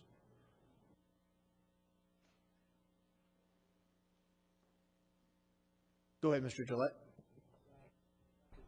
Oh, okay. Actually, I'm standing in for Councilmember Gillette. Mr. Gillette and I did attend the Channel County's League meeting up in Ventura at the Crown Plaza. It was really very nicely done. The meeting was it was a good meeting. We talked about a grassroots effort. We talked about the fact that the Jarvis Group withdrew support of the league-sponsored eminent domain bill and furthered their own bill, which is a lot more draconian, really, than even Prop 90 was. They're referring to it as the son of Prop 90. I think probably not unlikely would be a name of the daughter of Prop 90. But it's very serious. It's going to be on the ballot, and the grassroots effort involves getting signatures on a proposition to get the league's measure on the ballot. We did have a roll call where every city was asked to stand up and give 3 words description of their city, and we heard descriptions such as safe and beautiful and remote, and Thousand Oaks being the last in the line.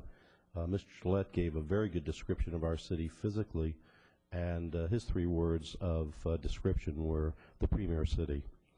So it was a good meeting. They had an entertainment group from Ojai, the Celtic Spring, who mother and father and 6 kids, every one of whom dances and plays the violin. And I bet they did about just shy of an hour show. It was absolutely a remarkable evening, and I would urge really as many people as possible to attend those meetings, because they're a great opportunity to meet with fellow council people and staff. So it was a good meeting. Thank you. Thank you. So if there's no objection, that'll to be received the report. Item 12B is the appointment of Mayor Pro Tem Ms. Irwin to serve on the advisory underage drinking program, Court of Ventura County. Ms. Irwin, do you have some comments? Yeah, I actually have some comments and a little presentation for our large audience out there.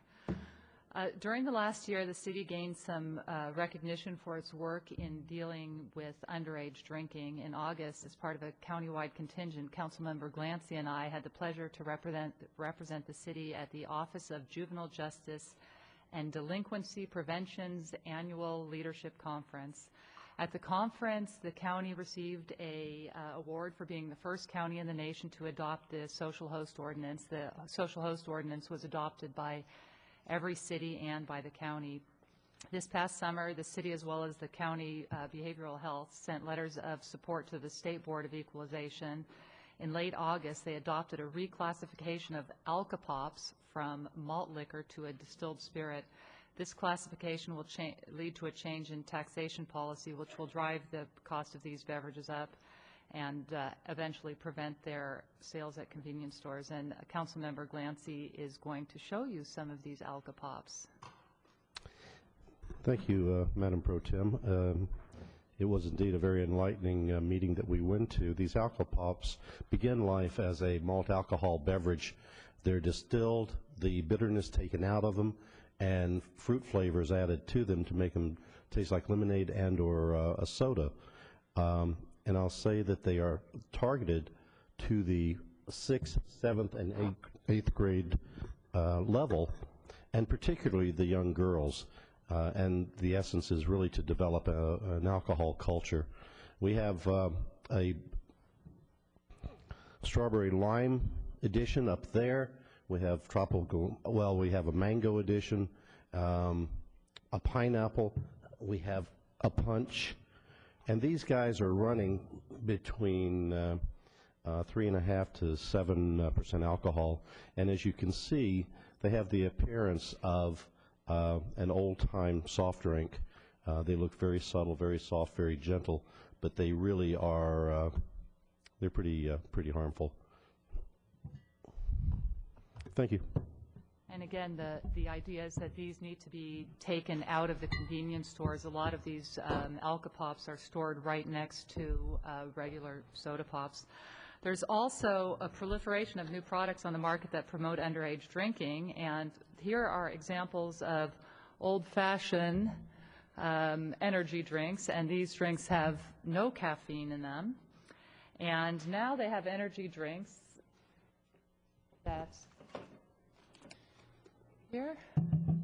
And these are very popular among teenage boys, and these energy drinks average about 200 milligrams of caffeine compared to Coca-Cola, which has 34 milligrams, and cappuccino, which has 58.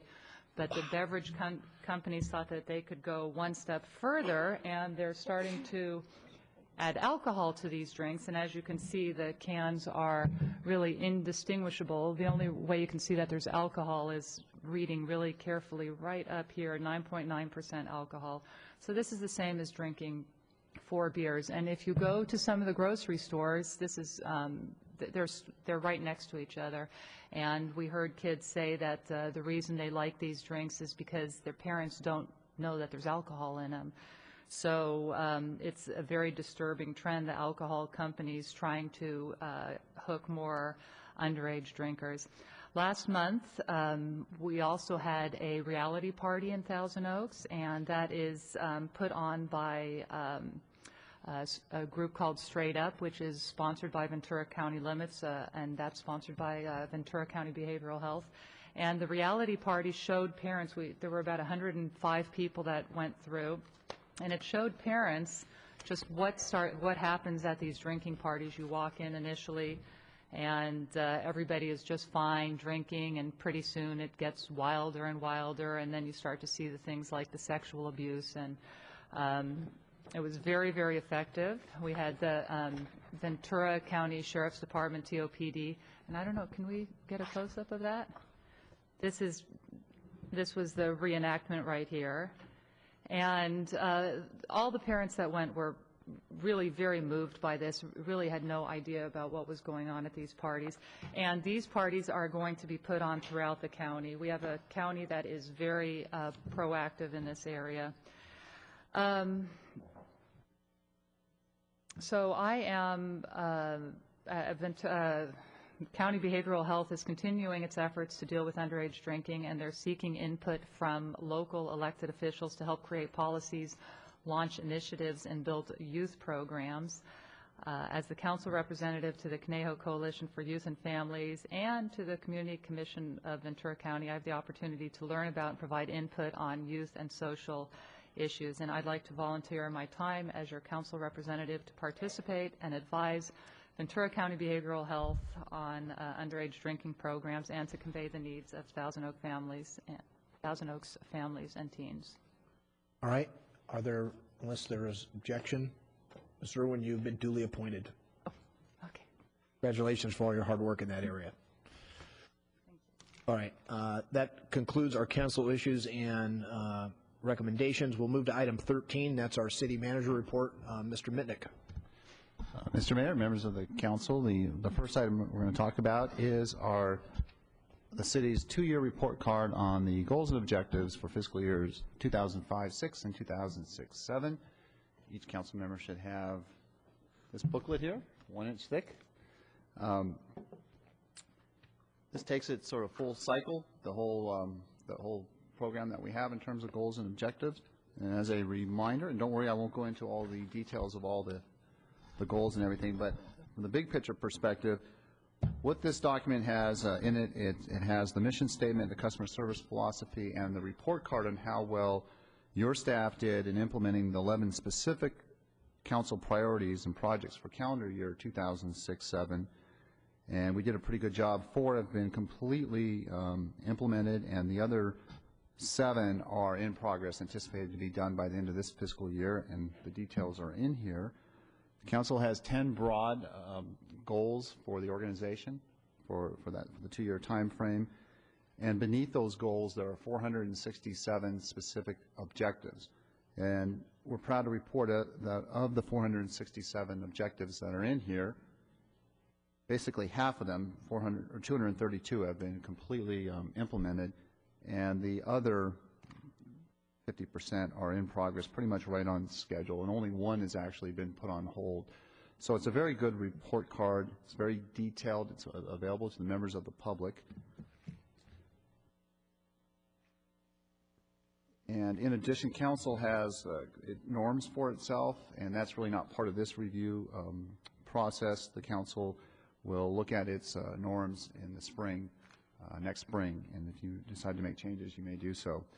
The current fiscal year, 07-08 and 08-09, next year, we have goals and objectives for that time frame, and we'll come back next September with a one-year report on how we've done for the first year. With that, the staff is available to answer any questions. Any questions on first item of Mr. Mitnick's report? Dr. Clancy. Thank you, Mr. Mayor. Mr. Mitnick, without the rose-colored glasses on and not speaking as the city manager, how do you grade the performance of city manager and staff through this period? I'm going to rate myself. Okay. No, I understand the question, and we are very proud to use this tool to show accountability to the council and to the taxpayers. And it's our way of really just providing that accountability. I would give ourselves an A as an organization in terms of the user-friendliness and how we take what you do every Tuesday night and how we implement it and how we show it. Not just you give us direction on an agenda item, like we were talking about oak trees earlier, and you say, go do this. We then incorporate it in this, and we have a report card that shows, well, how successful were we?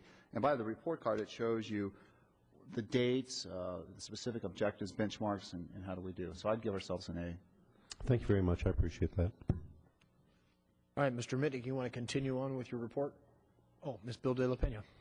I went through this 2006 and 7, and I looked at all of the things, and I said, well, it seems like we've accomplished pretty much everything, so there's not that much left to do. And so, well, that would be nice if that were true. Yeah. But in going through all of the points, or most of them, I noticed that we had initially discussed a goal, not one of these 11 goals per se, but as a goal to increase the fleet of our alternatively fueled vehicles. And it was my understanding that that was going to be part of this under the what is it, Goal E? Okay. And I don't see that in there. That would be something that is not mandatory, but something that the city could strive toward. And I thought that you had mentioned that that was going to be part of that, and I don't see it in there. Is that going to be I will ask included? our loyal staff over there, Gay Mosser or Mary Leck, do they know exactly? I know that's in here somewhere. Do you know exactly what page that's on? I'm just glancing right now through Goal E. Okay. It does sound very familiar. One of the ones that we did have in there, so we're looking quickly here. Maybe I missed it. Okay. Go ahead. Thank you.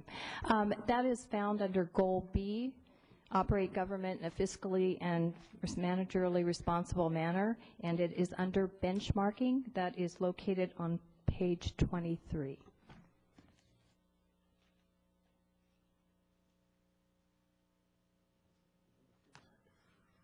Okay, page 23, and that is... Which number is it? Yeah. What goal number or objective number is it?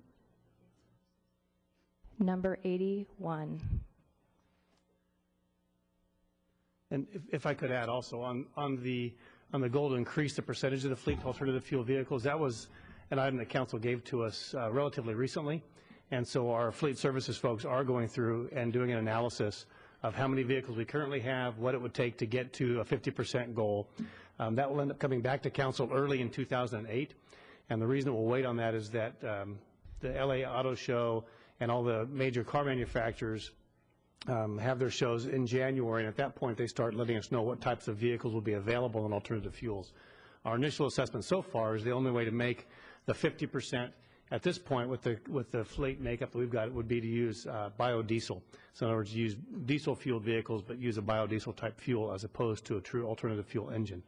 And so, so that would be the way to do it right now. We're going to wait early next year. We'll be able to see what kind of vehicles they have coming out. I've shared with the council a number of times in the past the difficulty with getting compressed natural gas vehicles and others that used to be available, like, for example, with smaller pickup trucks and stuff, and are no longer being made. And so, like I said, it's an industry that really is going through a transition. But we will come back to council with a program, with a plan, saying how to meet those goals. That is very encouraging news. Thank you very much. Dr. Clancy, did you have a follow-up question? Thank you very much, Mr. Mayor. Mr. Watkins, in speaking of the biodiesel, am I correct in thinking that biodiesel emits more carbons than some other fuels? You know, we're still looking into it. There's a number of different grades of biodiesel. There are now ASTM standards for biodiesel and the percentages of biodiesel. There's a lot of controversy around it and how much energy gets used in the production of the fuel itself, and then what is actually in the discharge. And so that's part of what we're looking at now, is trying to figure out, is it worth doing? Does it really make sense? Is that a fuel that's going to be around over time, or is it just kind of a current fad? We don't really have the answer for that at this point. Thank you very much. I thought that something I read suggested that perhaps it wasn't as rosy as what it first seemed. Thank you for your answer. Okay. Mr. Mitnick, you want to continue? Yeah, that pretty much concludes the staff report, but I do want to acknowledge the two individuals sitting over there, Mary Leck and Gay Mosser. They have put dozens or maybe even hundreds of hours into this process, establishing this program a few years ago, bringing it to fruition. So while you're here, I'm going to embarrass the two of you and say thank you very much, and also to the city department heads for all their work and patience in putting up with this process. It's been very demanding of them, but I think they now finally understand and appreciate its value. Thank you. Okay. No follow-up items, no legislative issues? Oh, yeah, on that part. Okay, that was item 13A. 13B, follow-up items.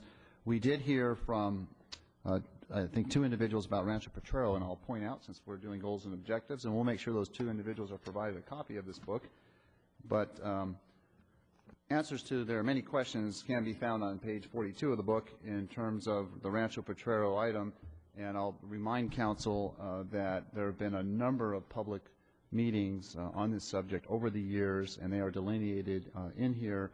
And there's been a focus group that's met a number of times in the last few months, as well as a variety of community workshops and public meetings. So the questions articulated are being wrestled with through the very open and very public process. The next step is December 5th with the Intergovernmental Relations Committee, and they'll further review it. And we are working in partnership with the National Park Service and other applicable agencies such as CRPD and COSCA. So it is a very transparent, open process, and we continue on that. Citywide website suggestions, staff will follow up, and we're already doing many of that, but we'll follow up accordingly. There were questions about the boards and commissions dinner. We'll have Cynthia Ross, our assistant to the city manager, follow up with that individual. Questions about mini mansions project or projects on Los Feliz, staff will follow up. There was also questions about the Herbs Road house. This is an involved project. There have been a number of updates to council, and staff will follow up on that accordingly. By way of announcements and upcoming issues, next Monday on October 29th, the Thousand Oaks Police Charitable Foundation will be holding its annual golf tournament, and it appears to be on the path of a very successful year. Lots of foursomes have been purchased, and that'll be a very exciting event. Next council meeting will be on November 6th. 3 hearings that we know of at this point, one dealing with the mid-year report for the 5-year redevelopment agency implementation plan. There's also a hearing with respect to the slope repair grading permit for track 4496 on Antares Court. I hope I pronounced that correctly. There's also an ordinance before council adopting the state building code. And then it was mentioned earlier, the fire services operation and financial review report with our consultants, provided they can make it here, that will be on that date. And that is it by way of city manager follow-up and updates. All right, that takes us to item 14. That's the closed session announcement. Ms. Albano will announce us and take us into 2 items for closed session. We do not plan on an announcement, and so we will be adjourning at the conclusion of Ms. Albano's announcement. Thank you, Mr. Members, member of the council and staff. Council will be going into closed session with conference with legal counsel. 1 case for anticipated litigation, initiation of litigation, pursuant to Government Code Section 54-956.9C, and then a second case, only 1, potential case for significant exposure to litigation, pursuant to Government Code Section 54-956.9, subsection B. And as the mayor stated, we do not anticipate anything to be reported out. Thank you. And with that, we will adjourn to our next regularly scheduled meeting for November 6th, 2007. We're adjourned. Have a great week.